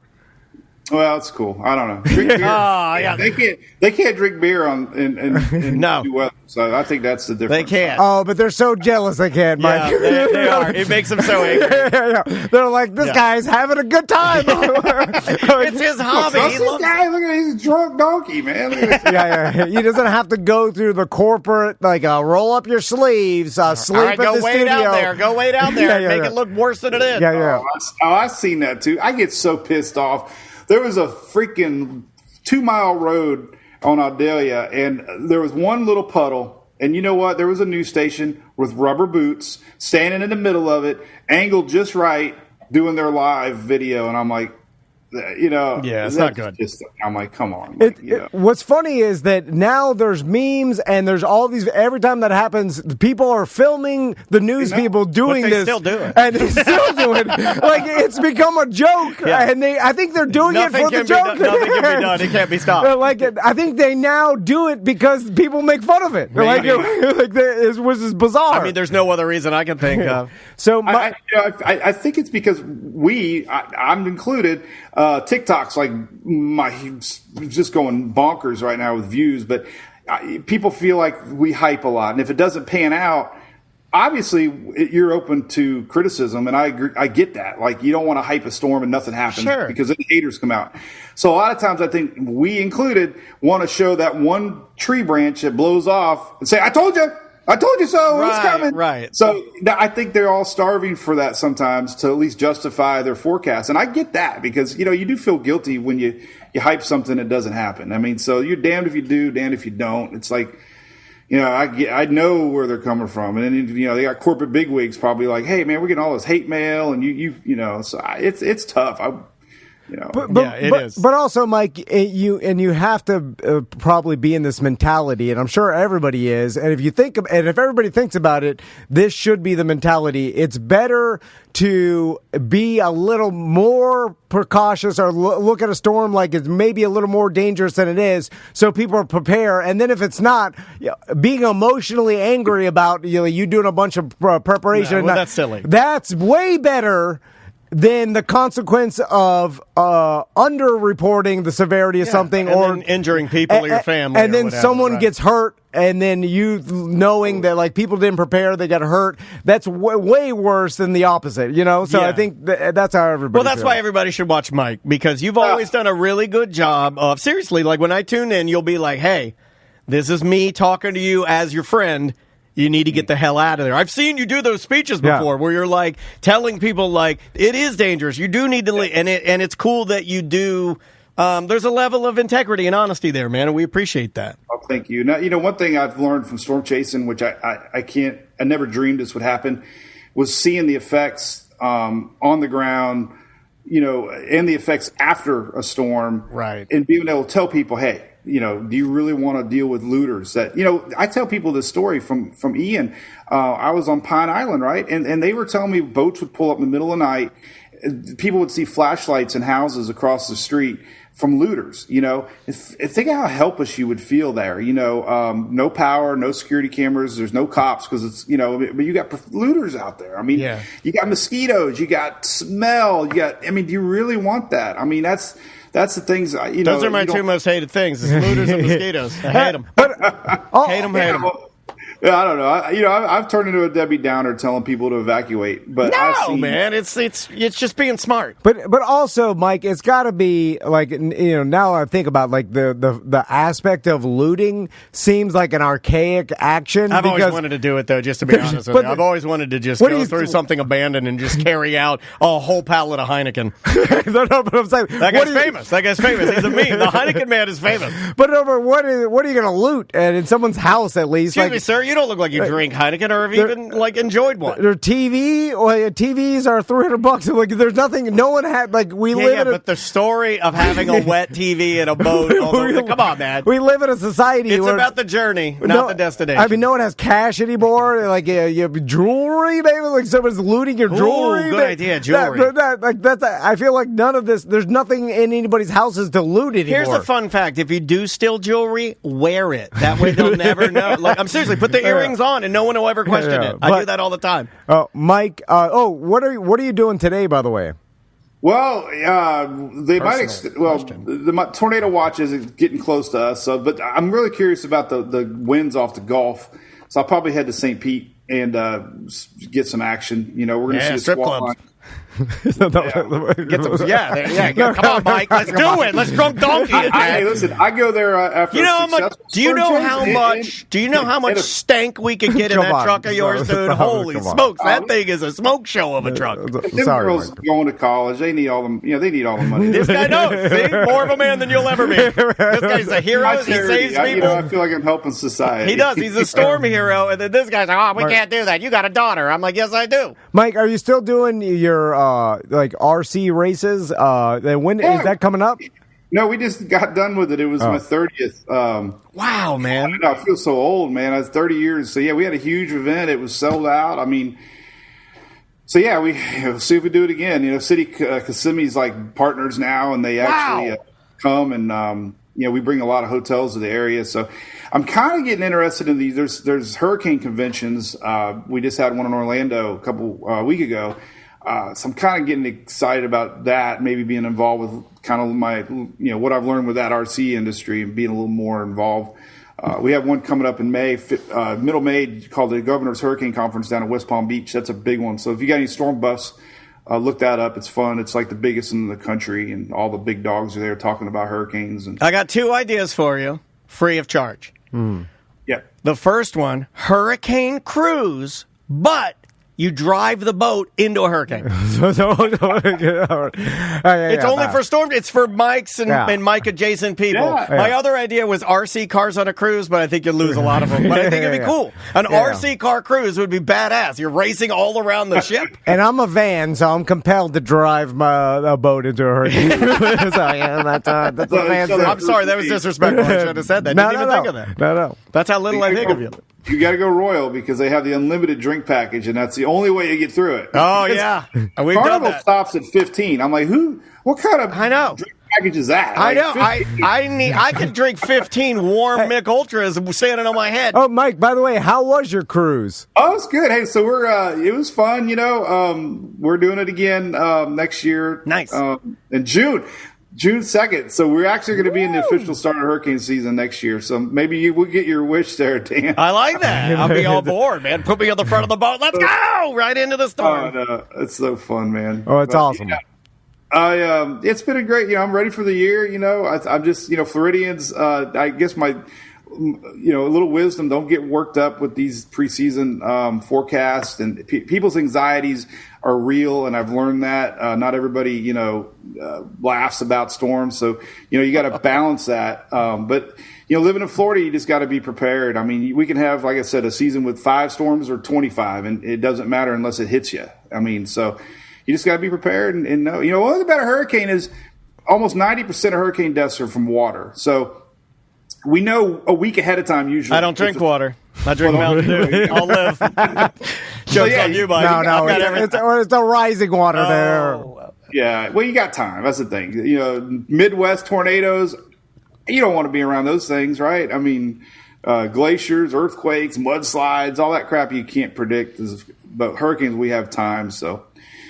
Well, thank you for your time today, man. Beautiful state, man. Yeah, it's all part of being a Floridian. We know that. It's one of the reasons, I've never had a problem with it, I don't know why. And there is a weirdness, like an at-ease feeling I get when it's like, when you're in the middle of it and you kind of look around and you know everything's going to be okay. There is a weirdness that I know all Floridians know what I'm talking about, where you're like, all right, this is calm. We're in the hurricane. Well, I don't know what that is, but it's a thing that we as Floridians know that no one else understands. Everything shuts down, and if you're prepared, you're like, you almost get a break from work. Yes. Like it's a weird thing. If you've done it right, you use it to work on your house, clean up your backyard. If you're like, go all out on right. your balcony in the eye and smoke a cigar and just kind of looking around. And then honestly, you're like hoping that you're not out of electricity for that long. And like you said, and really too, like use this time to trim your trees, because I've seen a not bad hurricane just slowly, if it rains a lot, just slowly push over a tree onto your house or car or whatever it is, because you haven't trimmed your trees in 10 years and it's just heavy, and you created a giant sail that just slowly got pushed over. Do the preventative maintenance. You've got time. And it doesn't take a bad hurricane to push over a big oak tree in your front yard or whatever else if it's not properly trimmed, right? Well, and rain. I mean, look at Port Orange after Ian. Like, people woke up to 2-3 foot of water in their house, and everybody focuses on landfall. And it's the inland effects that I'm really letting people know are sometimes bigger than the actual landfall, tornadoes. So, know your risks, all that stuff. And I go over all that, But I got to tell you funny, I don't laugh out loud. I'm a pretty serious guy. My daughters will tell you. But I watched a TikTok yesterday. It was a Midwesterner talking about tornadoes. And she had this monotone voice, and she goes, Midwesterners, when you hear a tornado siren, that is a sign for everyone to go outside and look for the tornado. And I was laughing because, they do the same thing with hurricanes. Like, Floridians love a hurricane party, right? Like, I'm going to stand out there in the middle of the storm, and hearing the same mentality in the Midwest. Like, it's true. Everybody goes out there and films the tornado. Yeah. Like, the warning is a warning to get your phone out and go film the tornado. In reality, it's to take shelter. But they all go outside looking, and we're kind of the same. There is a video of a guy standing on his porch. Oh, it's crazy. And he's just holding his phone vertical, and then the tornado's going, and it just slowly pushes a tree down. He's just standing there, not even moving, and I'm like, that's the toughest human. And the leaves are blowing his face. I'm like, how's he have his eyes open? And then his old lady's always yelling in the background, get in, George, get in here. And they're just standing there. Get in here, Mike. I'm live on TikTok. Hang on a minute. I got 14 people watching, honey. Yeah, exactly. Got to get those views, man. Now, Mike, I'm sure you've seen them all, but it is crazy because everybody's got a cell phone and a good camera in their pocket. How many crazy tornado videos that have been surfacing on the internet? I mean, it's not like people filming from their garage, and literally you watch a tornado I've also destroy seen the ones everything. where the people fly away. Have you seen that? It's nuts. Like, Well, yesterday's news, there was Louisville or West Virginia. I think they had a college student blown, and it was on every media station. So I know what I'm going to do today. If I want to get hits, I'm just going to blow in the wind, even though I might have to fake it a little bit because people love to see people blowing around. Oh yeah, put your mullet on. You got to put your mullet on. I'm a mullet. I got a softball helmet from Emily in the back. I'm ready to go, man. Yeah, he's got all his gear, and I'm like, man, thank you so much for the time. We know you're about to get busy. Stay safe, and then if anything happens or if you got any other stories, obviously please check in, man. We'd love to check in with you. And here's the easiest thing to do: just follow Mike's weather page on all social media. You can find him on Facebook. He's got 1.1 plus million followers. Just go to the follow button, him. hit the follow button. That way, when the weather happens, and it's gonna, you'll get the best information. Mike, thanks for your time, man. Yeah, good to see y'all. Good to see you too, man. We'll talk to you soon. Bye-bye. Later. That is Mike from Mike's weather page. Me and Daniel were talking about Mike before this, and then I like that guy so much. You got into like a little bit of internet hole about these giant batteries that they now have. That, it used to come up on it was like one of these commercials I got fed on Instagram. Okay. It's made by the company Anker, Anker. And there are these mega batteries. I probably got it, honestly. I probably started getting it because I got my Tesla. Yeah. And they're just like, oh, he's a dumb battery guy. Send him all the battery guy. Like, he'll buy it. I'm not. But, I mean, plus these things are hella expensive. But there is something very cool about this system. Oh, people know of it. Okay, great. The chat room knows of Anker. It's like the size of a mini fridge, right? Yeah, it looks exactly like a printer on wheels. Looks like a computer printer or like a bag you would pull behind you, like a carry-on luggage. Yeah, but it's square, kind of like a mini fridge. It's like a mini fridge on wheels, the size of it, but it's just a huge, giant battery. Yeah, it's a mega battery, and apparently it's like $5,000 or something, but apparently you charge it up, and then I guess you can just plug it into your home, and you can run your... You can run your air. You can run your refrigerator. Now, for me, when I hear this, the only thing that's ever been like basically keeping me from even having a generator. First of all, I don't lose power here very often. Yeah, but this is a military base. All your electricity lines are underground. Yeah, everything's underground. But there is something very like I'm like not a safety guy, but I like being prepared. There is a comfort I get from that. Yeah, and knowing that you could get a battery that you would just plug in and run your air conditioning for a couple days. I'm like, that's all I need. I don't need the fridge. I don't even need water because I'll have some jugs of water and stuff. I can pee and poop in my in grass, or out back, or in a bag. Yeah. It doesn't matter. Hurricane's not affecting the plumbing. Yeah, but I'm just saying, but air conditioning is the only thing I need. It's the only thing I need. So, but also you can, you've got the ability to only air condition one floor of your house. Yeah. And that's what, so over years, we finally prepared to the point where we have a system down where we have a generator, we've got a plug on the outside of the house, then we got an electrician to wire, so it's wired into our panel. So basically, when we lose power, I bring the generator outside, I start it, I plug it into the house, and I only open up the circuits that we want, like the circuit that runs our refrigerator. Sure. And then at night only we run a mini split that we have in our bedroom. Perfect. And that'll just AC our bedroom, and then the whole family sleeps in there. And then as long as our refrigerators run, our bedroom, and then we can turn on lights and stuff. We can't run our main AC off of it. The generator's too small. But they're saying this can do that, which I don't believe. I mean, like, how many of these batteries would I need? Like, I think they're kind of bait and switching me on this. You probably need a lot to run your house for a long time, but you could technically... They you can. I will tell you the worst part about... Because then it's like, okay, I got the generator. As long as I can get gas, I could run my house, right? The problem is I feel like a D-head at night running my generator all night long. Because it's the only problem I've ever had with generators. Because the neighbor also goes back to me talking about why they don't put, like, super high efficient mufflers on them to make them quiet. I've never understood that. Because they're cheap. Yeah, but most people don't even use them. I get it. But I'm just saying, like, that's why this is so attractive to me now. $5,000 is not attractive to me, and there's no way in hell Andrea will let me buy it. Yeah. I'm just saying, if you had the $5,000, and we have listeners that do, I'm talking to you. The guy knows what I'm talking to. You could buy that right now. If I buy that $5,000 Anker Soflix, it's a Soflix F3800, and plug it into my wall, and I turn everything off except for my main AC. How long is that going to run my AC? The chat room saying I'm an idiot and that it's not even going to run it like for a couple hours. But they're selling me that this thing. Now you can add on extra batteries too.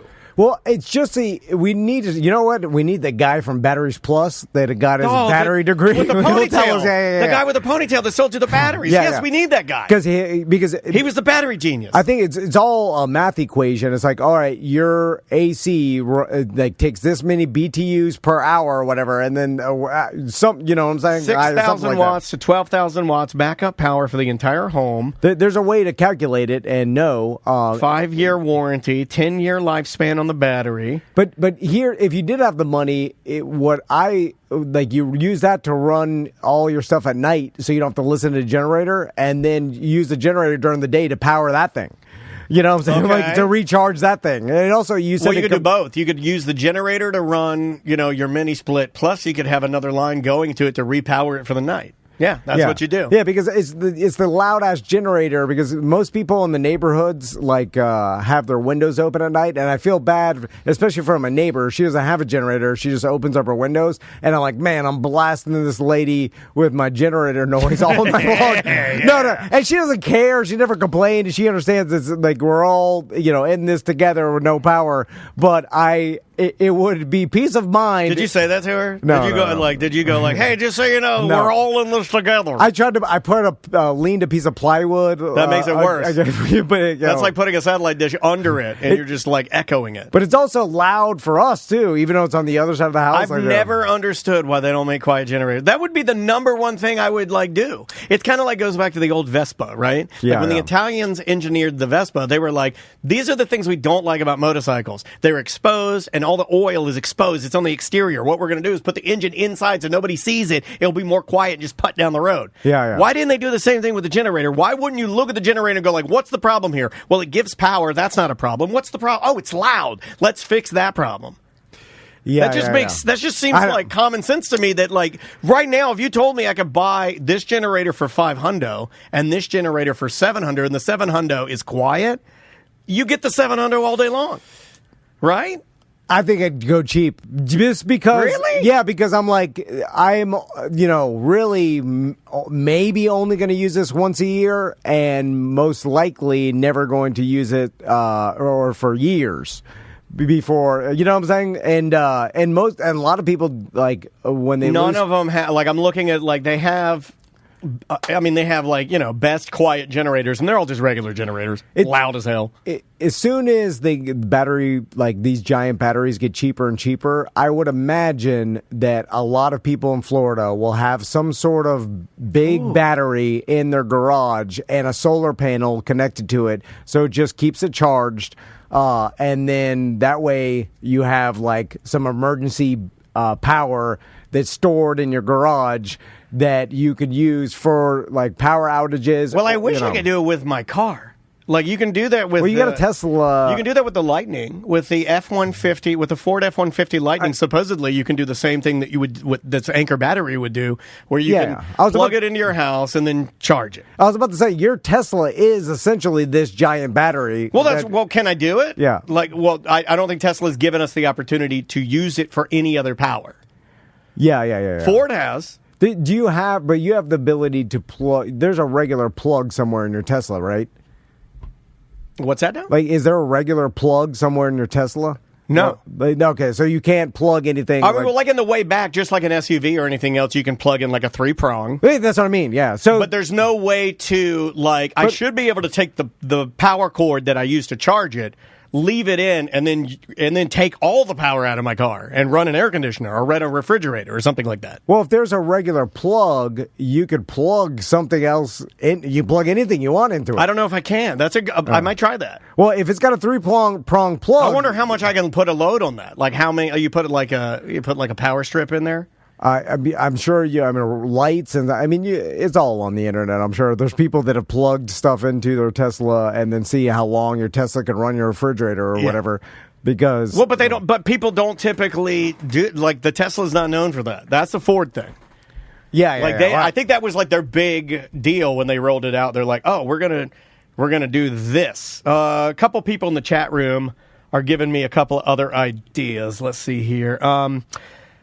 Some people are saying that Honda does make exactly what I'm looking for, a quiet generator, but they're also saying that it is 4 times quieter than any other generator, but also 4 times less output. Because I'm going to guess, and I didn't think of this, that you do lose energy. Yeah. And then so it's kind of like interesting. How much do you care about your neighbor that's not complaining? You just like wish that it was quieter, but you're not going to pay hundreds of dollars for the off chance you need it. Maybe if we start getting more and more storms each year, that you start upgrading all your loss of electricity honestly, equipment. I don't even need this, but it was one of those things that when I saw it, I was like, that is cool, and that seems like the type of thing that everyone should have. And that Anchor built it, and then eventually it's just a matter of time before these batteries get smaller and smaller, and the tech gets better and better. I mean, even when we go camping, I mean, we didn't do it this year, but the year before, like all my friends had these little, like they're the size of a car battery, and they're they got Jackery. handles. I have one of those. Jackery, yeah. I have a Jackery, and then you could run a lot of stuff off that Jackery, and they're getting better and better. It's very limited, and that's why this seemed too good to be true. I'll give you a story. And we have a Jackery that I thought it was going to be like Hero Daddy. Because for Maisie's dance, she basically needs like a full like dressing room, right? Yeah. She's got to do her hair, the makeup, the light. It's got to have like good lighting, like a mirror. Yeah. All of her clothing has to be hung up and steamed and ready to. It's a lot to do. Bought her the Jackery to use for a curling iron and for these curls. Okay. Doesn't work. Pulls too much amperage. Oh, you need like a beefy. You need like because it's all about. And somebody in the chat room was saying that, but I guess it is all about that initial pull. It's not about the amps, running. Yeah, it's about that initial, like what it takes to get it going. It's like the cranking power of battery. Correct. Like there's the different levels. I don't know that world. Sorry, don't yell at me, electricians. I have nothing but respect for you. But yes, that's what happened, man. And I was bummed because I was like, look what I got. I'm going to be the hero. Yeah, that's why it's like weird things like toaster ovens. You can't run off. Yeah, like a toaster oven. Oven will take down the whole grid. Yeah, has an initial pull. I've had a toaster blow oven. Dryers and stuff at my old little house in Audubon Park, right behind Park Have CDs. You turn on the toaster oven in there or the microwave, and the lights would dim. Like it was it was like, we can't handle it. We can't run our oven during a hurricane off our generator. Like even the toaster oven or the coffee maker. Well, like you'll hear like the generator go, it'll dip down when it kicks on.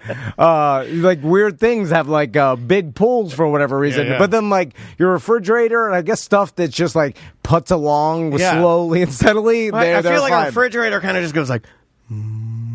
And I feel like a toaster oven is like, yeah. It needs to get hot fast or something. Like, we're going. But anyway, there you go. We're telling you. I'm going to start doing a human impression of each appliance you have in your house. Here's refrigerator. Oh, what's a dishwasher? Oh, you want to do the dishwasher is.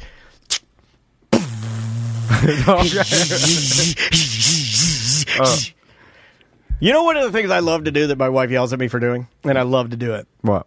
I love taking a hot glass out of the dishwasher. Okay. I love a good, clean, hot glass. I love it when I pick it up and it's hot and steamed and fresh. Yeah, then you put cold water in it. And then I'm drinking mediocre water. But I love a bright, hot glass. Let me ask you this. Do you put your dishes in the dishwasher dirty?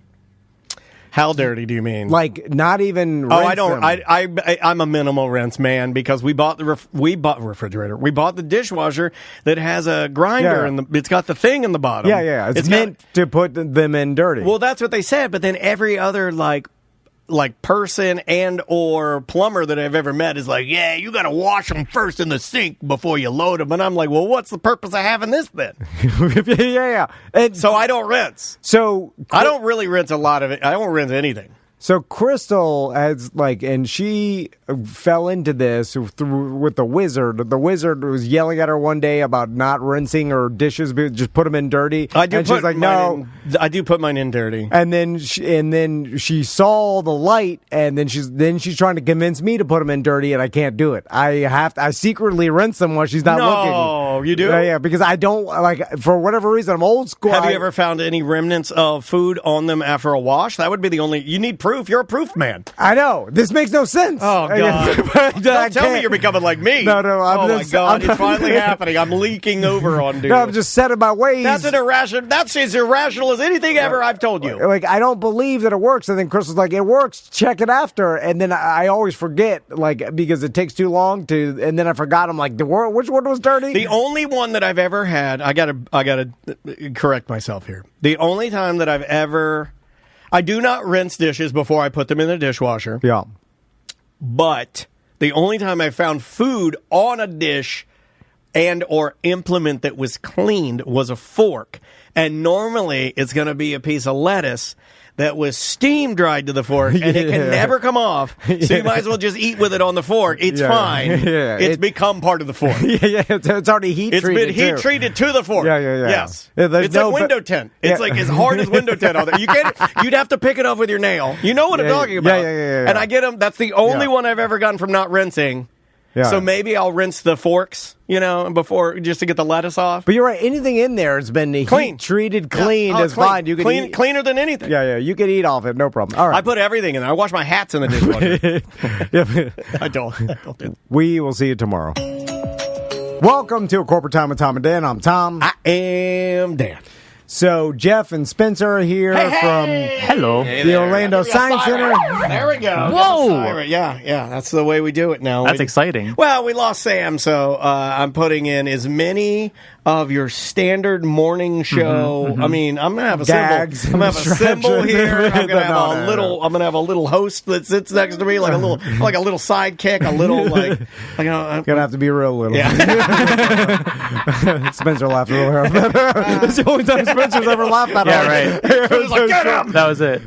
So let's talk eclipse. Yeah, man. Because the big solar eclipse is happening this Saturday, and did you know that this is the first time that I believe in America that we've ever had two solar eclipses do an X over a city called Maconda? And that's why the giants are going to open up out of the earth and kill us all. I saw that on TikTok. Okay, you did see that one. Okay. Get off Netflix.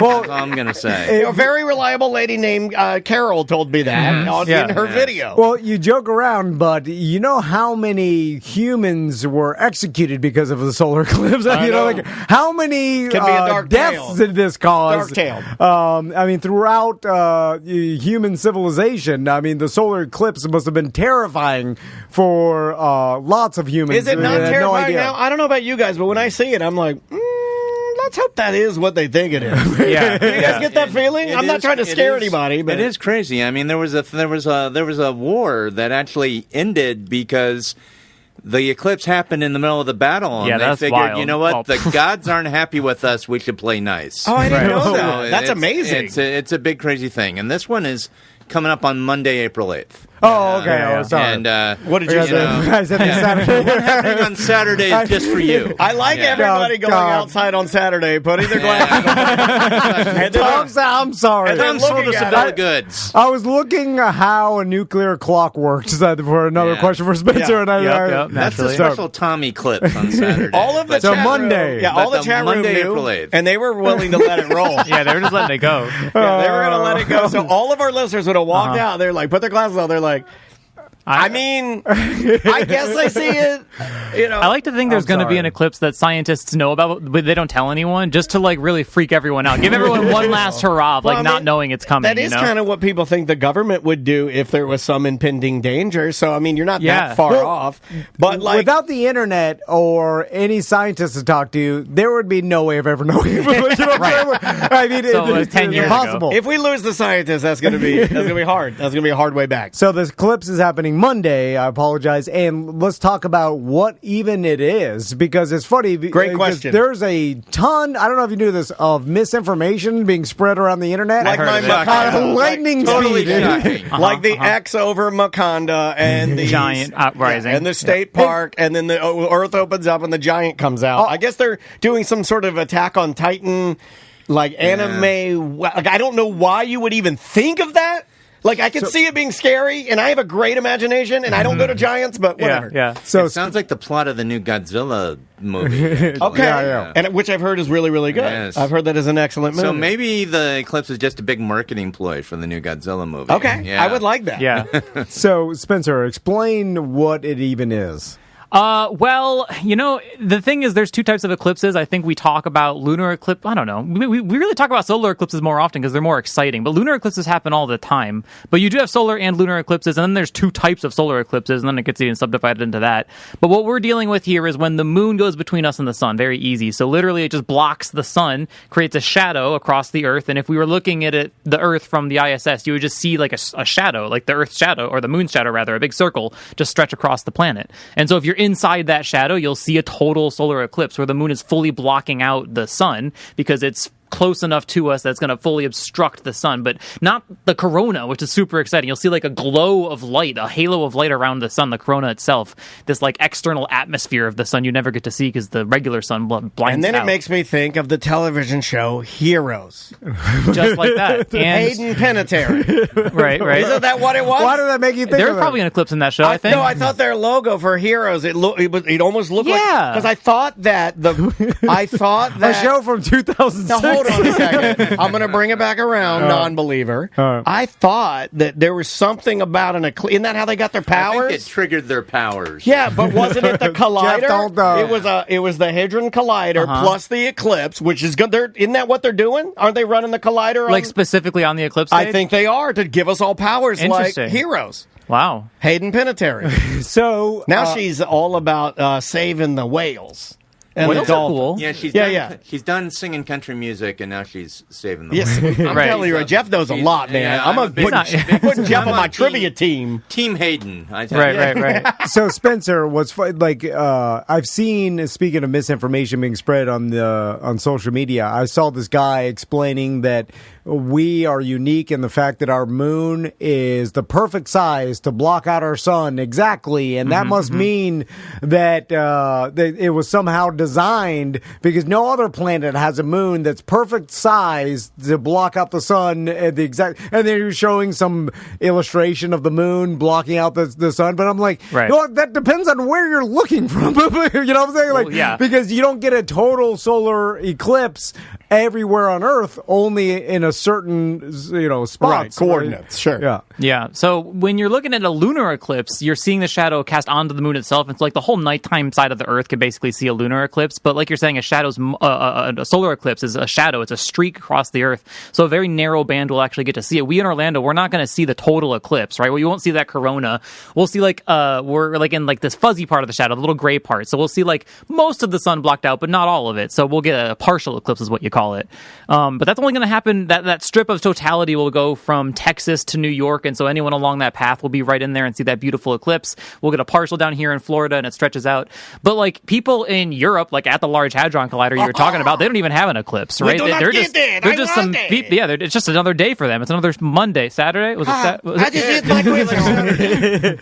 Yeah. Just another Monday. I would just sit there and eat my croissant, And then drink my coffee. they may have eclipses that we don't see. Exactly. Yeah. And the Pacific Ocean has tons of eclipses that All no the one time. sees. Wait a minute. Europe has eclipses and we don't see. That ain't cool. It is funny that no one puts two and two together. Like it based upon where you're standing on the Earth Is what you get. where you're looking at it. It's different because the Earth is pretty big and pretty small at the same time. I try to explain it to my sons. Yeah. It's very. I don't have those conversations with Mason. Right. I find them to be a bit frustrating. The shadow of what that person's talking about, though, is real. With the sun is 400 times further away than our moon, and it's 400 times bigger, and so they appear to be the same size in our sky, and that's weird. Like that's a weird coincidence that doesn't need to exist. Every other planet has tons of moons, and they don't have that same relationship. I think So- that may have been what he was kind of basing this off. Right. of, That has to lead to creationism or something. It Yeah. could just be a coincidence as well, which is, a very cool, strange coincidence. And it might be relevant to, I don't know, maybe life forms because there's a weird tidal thing that happens at a certain distance that we don't quite understand. There might be stuff there, but as far as we know, it's just because it just happened. Do you find it irritating when someone looks at data and then Why are you looking at me? Attributes meaning to it. Because I feel like human beings immediately want to put meaning to everything. Patterns, right? Yeah, patterns. Is meaning. this like you yelling at me for making a voice, like trying to figure out what my dog's thinking? Well, no, it's just I'm like, look at him. He's so sad right now. You're like, why do these numbers line up? And how does this that must be for a reason? Oh, and yeah. it's like, the X over Macondo. Yeah, and that's got to be a 100%. reason. Yeah. And it's like nothing has to be a reason. Right. It's a real problem in physics right now of the beautification of science, right? Like math is getting complicated. Like when you get into the quantum physics and stuff, like it's no longer simple. Like you can't teach a high schooler true physics anymore. But like Newtonian physics was beautiful in a way. It was simple and understandable and clean.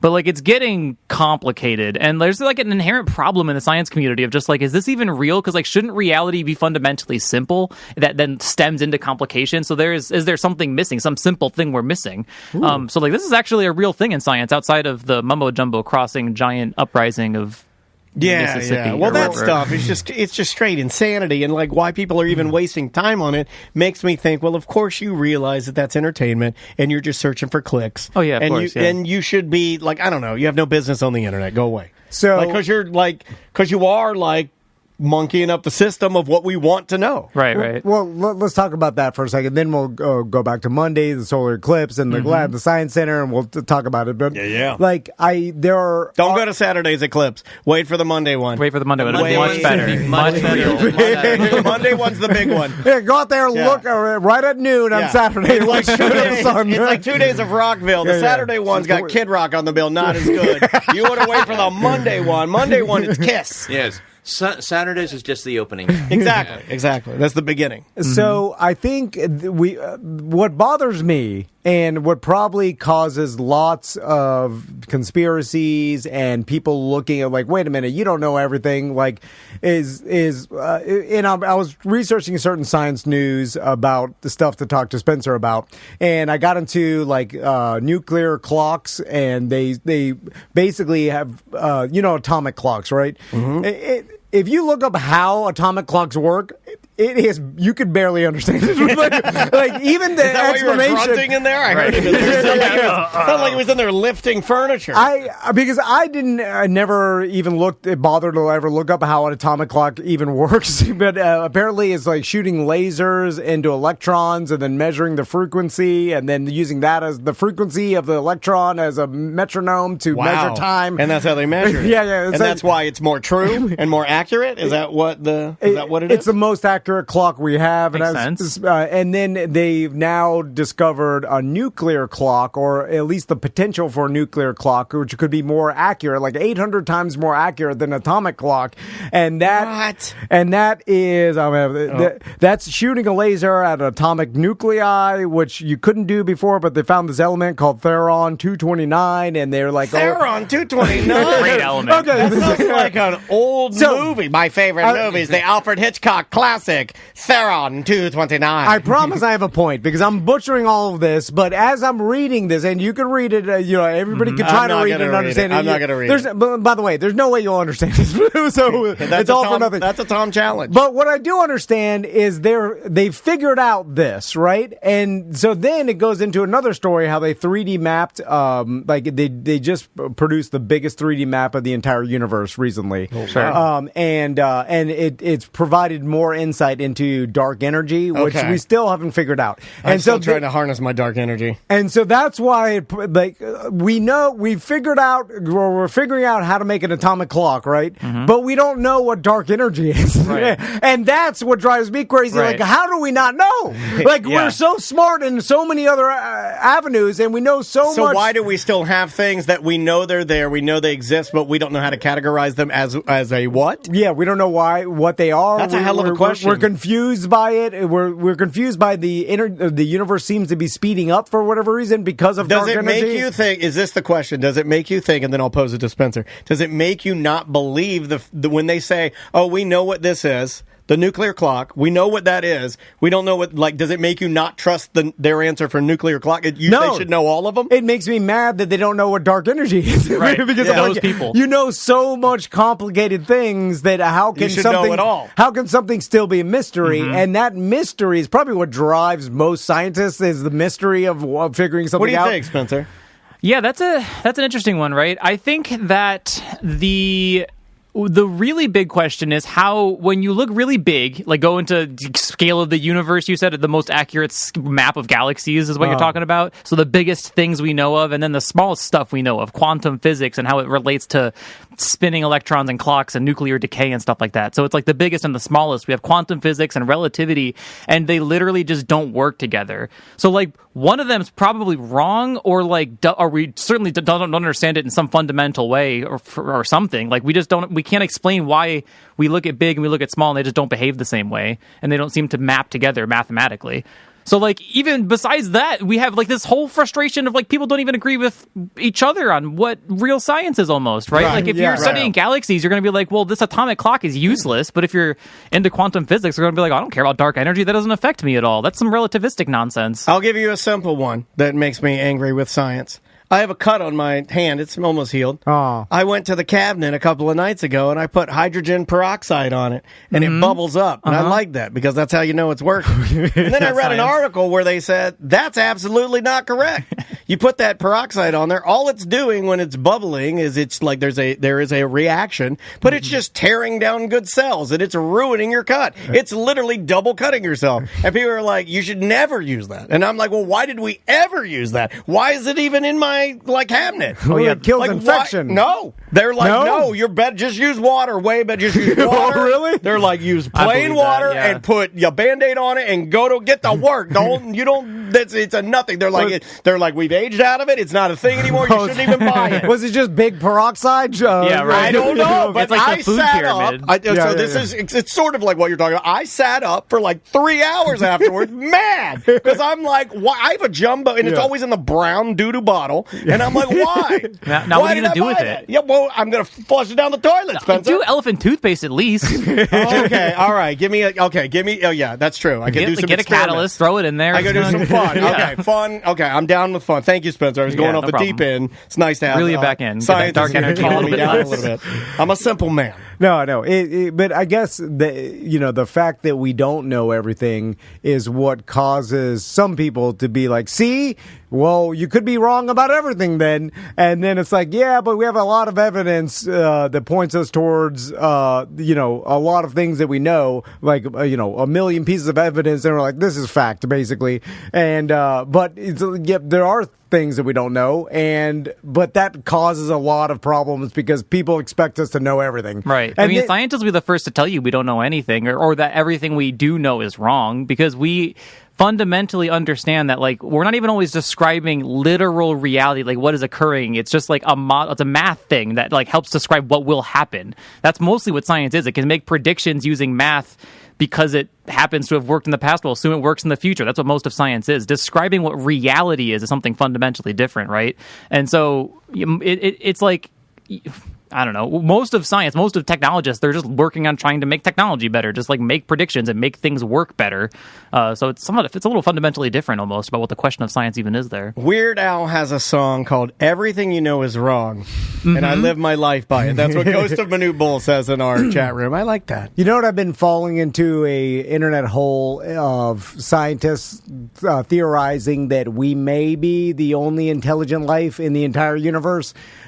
Just because so many things happen on Earth that may be an anomaly. I've never heard of this. That to even cause intelligent life. You know what I'm saying? So we're the outlier. Like maybe that. I've never thought of that. I've always thought of us as being abundant. We just haven't found each other yet. Right. Yeah. And then also, our life in a crazy, turbulent universe. Like we're just in a period that Earth has happened to live long enough, and all these things happened. The dinosaurs got extinct. So we're like an old rotary phone just still hanging on. Yeah. If that old technology floating through space. If that asteroid never hit Earth, dinosaurs would still be here. There may not be ever intelligent life. Like no way primates I evolved. haven't heard this. This is good. The dinosaurs would have eaten them all. You know, like, and so like just the right amount of things happen on Earth in this window of time before an asteroid ends up killing us anyway, or our star that blows up Earth or whatever, and we may be the only thing. And I'm like, that was pretty fun. It makes you feel pressure, special. Though. That's so much pressure. When humans aren't great, you know, we're ruining everything right now. We're doing a lot of stuff, a lot of good, a lot of not so good, and we're the only ones. Yeah. Like, gosh, no. If we're at least there's millions of civilizations, at least we can mess this one up. No, It'll be see, fine. I go the opposite on that, and that just probably shows the difference in our personalities. Knowing that we are the one and we're messing it up, pressure off. Wow. Yeah, to me, I'm just like, this whole thing no was one's ever ruined. known. Like, no one will ever know about this. Let's just blow up. Either that or we're in a simulation already, or that's the one I don't like. That was the one that gets scary for me. Yeah, that stinks. I'm like, who's controlling me? We're one of a billion different intelligent. All right, let's go back to Eclipse before we run out of time. This Monday, we run out of time. OSC.org. Let's talk about what's going on at the Science Center. We got all kinds of stuff happening at the Science Center. So obviously the eclipse is going to be visible anywhere in Florida. Depending on where you are in Florida, you'll get more or less of the eclipse. Closer to Texas, that line of totality, you'll see more eclipse. And so if you want to actually see totality, you're going to have to travel, but probably too late. All the hotels are booked up. You've missed your shot. Yeah, so instead, come to the Science Center because we are going to also have all kinds of really cool celebrations. We'll be talking about the eclipse in deeper ways and just going into the science and really celebrating it because the point of the eclipse is there's no point. There's literally just like bodies that don't care about what they're doing in space. But our point, the point that we ascribe as humans to the eclipse is that we're all coming together because science is awesome and like this is our chance to celebrate it. And so the best way to do that is to go to the Science Center. So we'll have like viewing parties in the park, and if you get a ticket, you'll get eclipse glasses so that you can make sure you get a chance to view it in the park nice and safely. But then we'll also have things inside and outside that are going to expand your science love and education and whatnot. I like the idea of the eclipse being a tall person. I'm the moon. Yeah. And then the eclipse is a tall person sits in front of me when I go to the movies. It's just a random, it really right? kind of is, right? It's random. It's like he doesn't care about me, I don't care about him, and we just align, and I can't see the movie, and there it is. Also, you can look at the ground during an eclipse and see basically the devil's beehole. I don't know. I know what you're going to say. Explain to me looking at the ground. Yeah, so we got ourselves here a colander, right? Little holes, and those little holes can act as pinhole viewers. So literally, you get a colander just inside your kitchen, or you create holes with your fingers. You create like a little crosshatch with your fingers, or you look at tree branches that create natural crosshatches. Any small hole is going to create a projection of the sun onto the ground. This happens all the time. We just don't normally think about it because all those projections are just yellow dots and they rub together and they become just yellow light, which is the sunlight. Gotcha. But when it's an eclipse, you'll see that actual carve of the sun getting carved out of each of those little yellow dots. And so if you hold up a colander so that you're creating a shadow on the ground, you'll see the little eclipse inside each of those dots, and you'll see it trickling through the trees and through your hands whenever you make them. So there are other indirect ways. Will it scare me if I do that? Yeah, it'll be super scary. Will I be instantly terrified? Yeah. I'm a very weak person. Yeah, right. I've been telling everybody that today. I'm warning all of our clients and partnors. Don't tell them that. I don't know if they. You can just sit there and not tell them. I don't know if they've ever know. I'd like to let them know what they're in for. That how horribly weak I am and disgusting. Yeah, if you happen to forget that day and you just are looking down at the ground, just like kicking your feet, you'll see shadows on the ground. That's Remember cool. to look up, but then you can't because you don't have sunglasses. So I guess. And there are a certain type of sunglasses, right? Very special. We got these. Here we are. Solar glasses. Here are some right here. They've got to be a certain rating to be able to block out that light because it's still these you're are getting light from the sun even though it's an eclipse. Yeah, these are actually branded for. These are like specifically. These are special glasses designed for the eclipse. Yeah. These right here, they're going to block out 99.99% of light, and so they're going to make it safe. If you look through these glasses at literally any other source of light, you're not going to see anything because it's just not enough. But the sun is so dang bright, it'll pierce through that 99.99% and you'll see it. So these are literally designed for only the sun. There's also sunoculars that are like the same material inside of binoculars that you can use, or solar that's a filters nerdy for name. telescope. Who thought of that? Sunoculars. Oh, that guy. Yeah, that was me. There was a chance when I said that. There was a chance I was going to insult you horribly. I'll walk out the front door in my big baggy suit and squint. Yeah, exactly. I mean, my eyes can squint through it. It's fine. My eyelashes will cross hat. Hey, you can damage your eyes. yeah, definitely. You don't want to be looking at the sun any day, but you don't need to look at the sun any other day except for the eclipse, which is why we talk about it. It's not extra dangerous. It's just always dangerous, including the eclipse. So don't do it. I can end this segment with the saddest phone call I've ever received. It was from my daughter's school yesterday, and it was from the principal. And it was him assuring, personally, he was leaving everyone a recorded message that he assured everyone that he would not allow any child to look into the sun without, like, proper. Perfect, And I'm just like, is that where we're at? Like, he's like, I'm calling you to tell your dumb kids will not look at the sun. Okay, fair enough. I appreciate you trying. Thank you for your service. And then I'll be like, my sons will look at it. That's the first thing I thought about. I was like, I know Maisie's going to look at the sun. You can't stop them all. It's like World War Z. You can't stop them all. They start jumping on top of each other to get to the sun. Spencer, one last question. And again, OSC.org, the Orlando Science Center. You have to buy tickets beforehand. Just want to make sure we say that because it's super important. We won't be selling tickets. Like if you walk up to the ticket counter and say, I want one, we're going to be like, you have to get it on the internet. So like just pre-buy them. We're probably going to sell out because we're all very excited. Yeah. So as soon as you can, go on and buy it on the internet. You'll have to buy it on the internet anyway. So go do it. And if you buy your ticket online, you're going to get those glasses at the door when you come in. But we want to make there is going to be an attendance cap because we want everyone to have a great experience. So get those tickets at OSC.org in advance. Get your spot, and we will see you guys on April 8th for the eclipse. Yeah. There you go. So, Spencer, this is the question. Every day I take my sons to work or to school. Yeah, they're in the bathroom right now. I don't know if you guys can hear him. He's got him duct taped to the toilet. Oh, that's who's been yelling this whole time. Great right now. And we drive to school in silence. So we're just driving in silence. Sometimes I talk to them, but it's mainly it's just nothing. So, but this morning I would beg for that 1 second of silence, please. And but this morning I was just taking my son Max, my son Tommy's on a field trip to St. Augustine. Yeah. And so Max is, he breaks the silence and asks me a universe question, which I think is because he knows I like talking about it. He's leaning in. That's a good kid. He's going to make friends easy because he's looking for things that you can relate to. That's a good kid. And then he's like, Dad, how many planets are in our galaxy? Right? And then so I was excited. I immediately got him like, oh, yeah.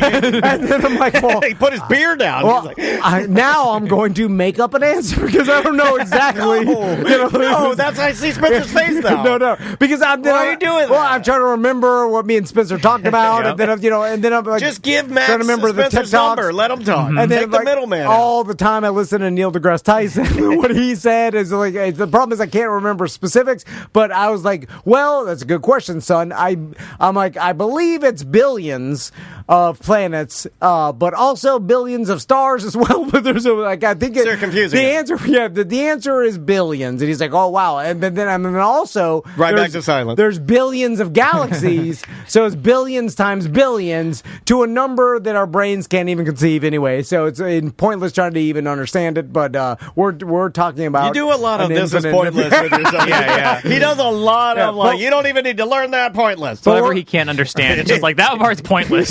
It's not understandable. You need to pick up Spencer. And then atomic clocks, we don't need those. Drive to school with Spencer sitting with Max. You have 2 car seats. You can put Spencer in the second one. And you drive there. That wasn't a shot. I just thought that was funny. And then I thought about it. I was like, that is insulting. You can't even comprehend billion times a billion. I don't even know what that number is. Why are you even answering that? But was my answer correct in the billions? I think you got it. And I think, honestly, you answered it like a science educator because I never know what I'm saying with numbers and stuff. I just don't care about numbers at all. They're so uninteresting. It's about how things come together that's interesting, right? So I always just they'll ask me a question and be like, I don't know, but let's start at like a base level and work our understanding up. And you did the exact science educator thing. So, I think I'm either rubbing off on you or you might have some natural talent. I think you are. I mean, I'm going to put this in your court. I can take the credit. I think I'm all for that. Spencer and Jeff come by has like mellowed you. He used to do these horribly inaccurate science talks in the hot tub with his son. It was like Hot Tub Thursdays. He'd get the boys in the tub, and then you'd put on the TV, and then you'd start talking about science. You started talking about nuclear bombs. You started talking about horrible things, just like horrible. You should hear me human experiments. He started talking about like you should hear me explain 4 years old. the entire life evolution from zero. He's like describing horrible things. I've explained the entire life evolution from zero to human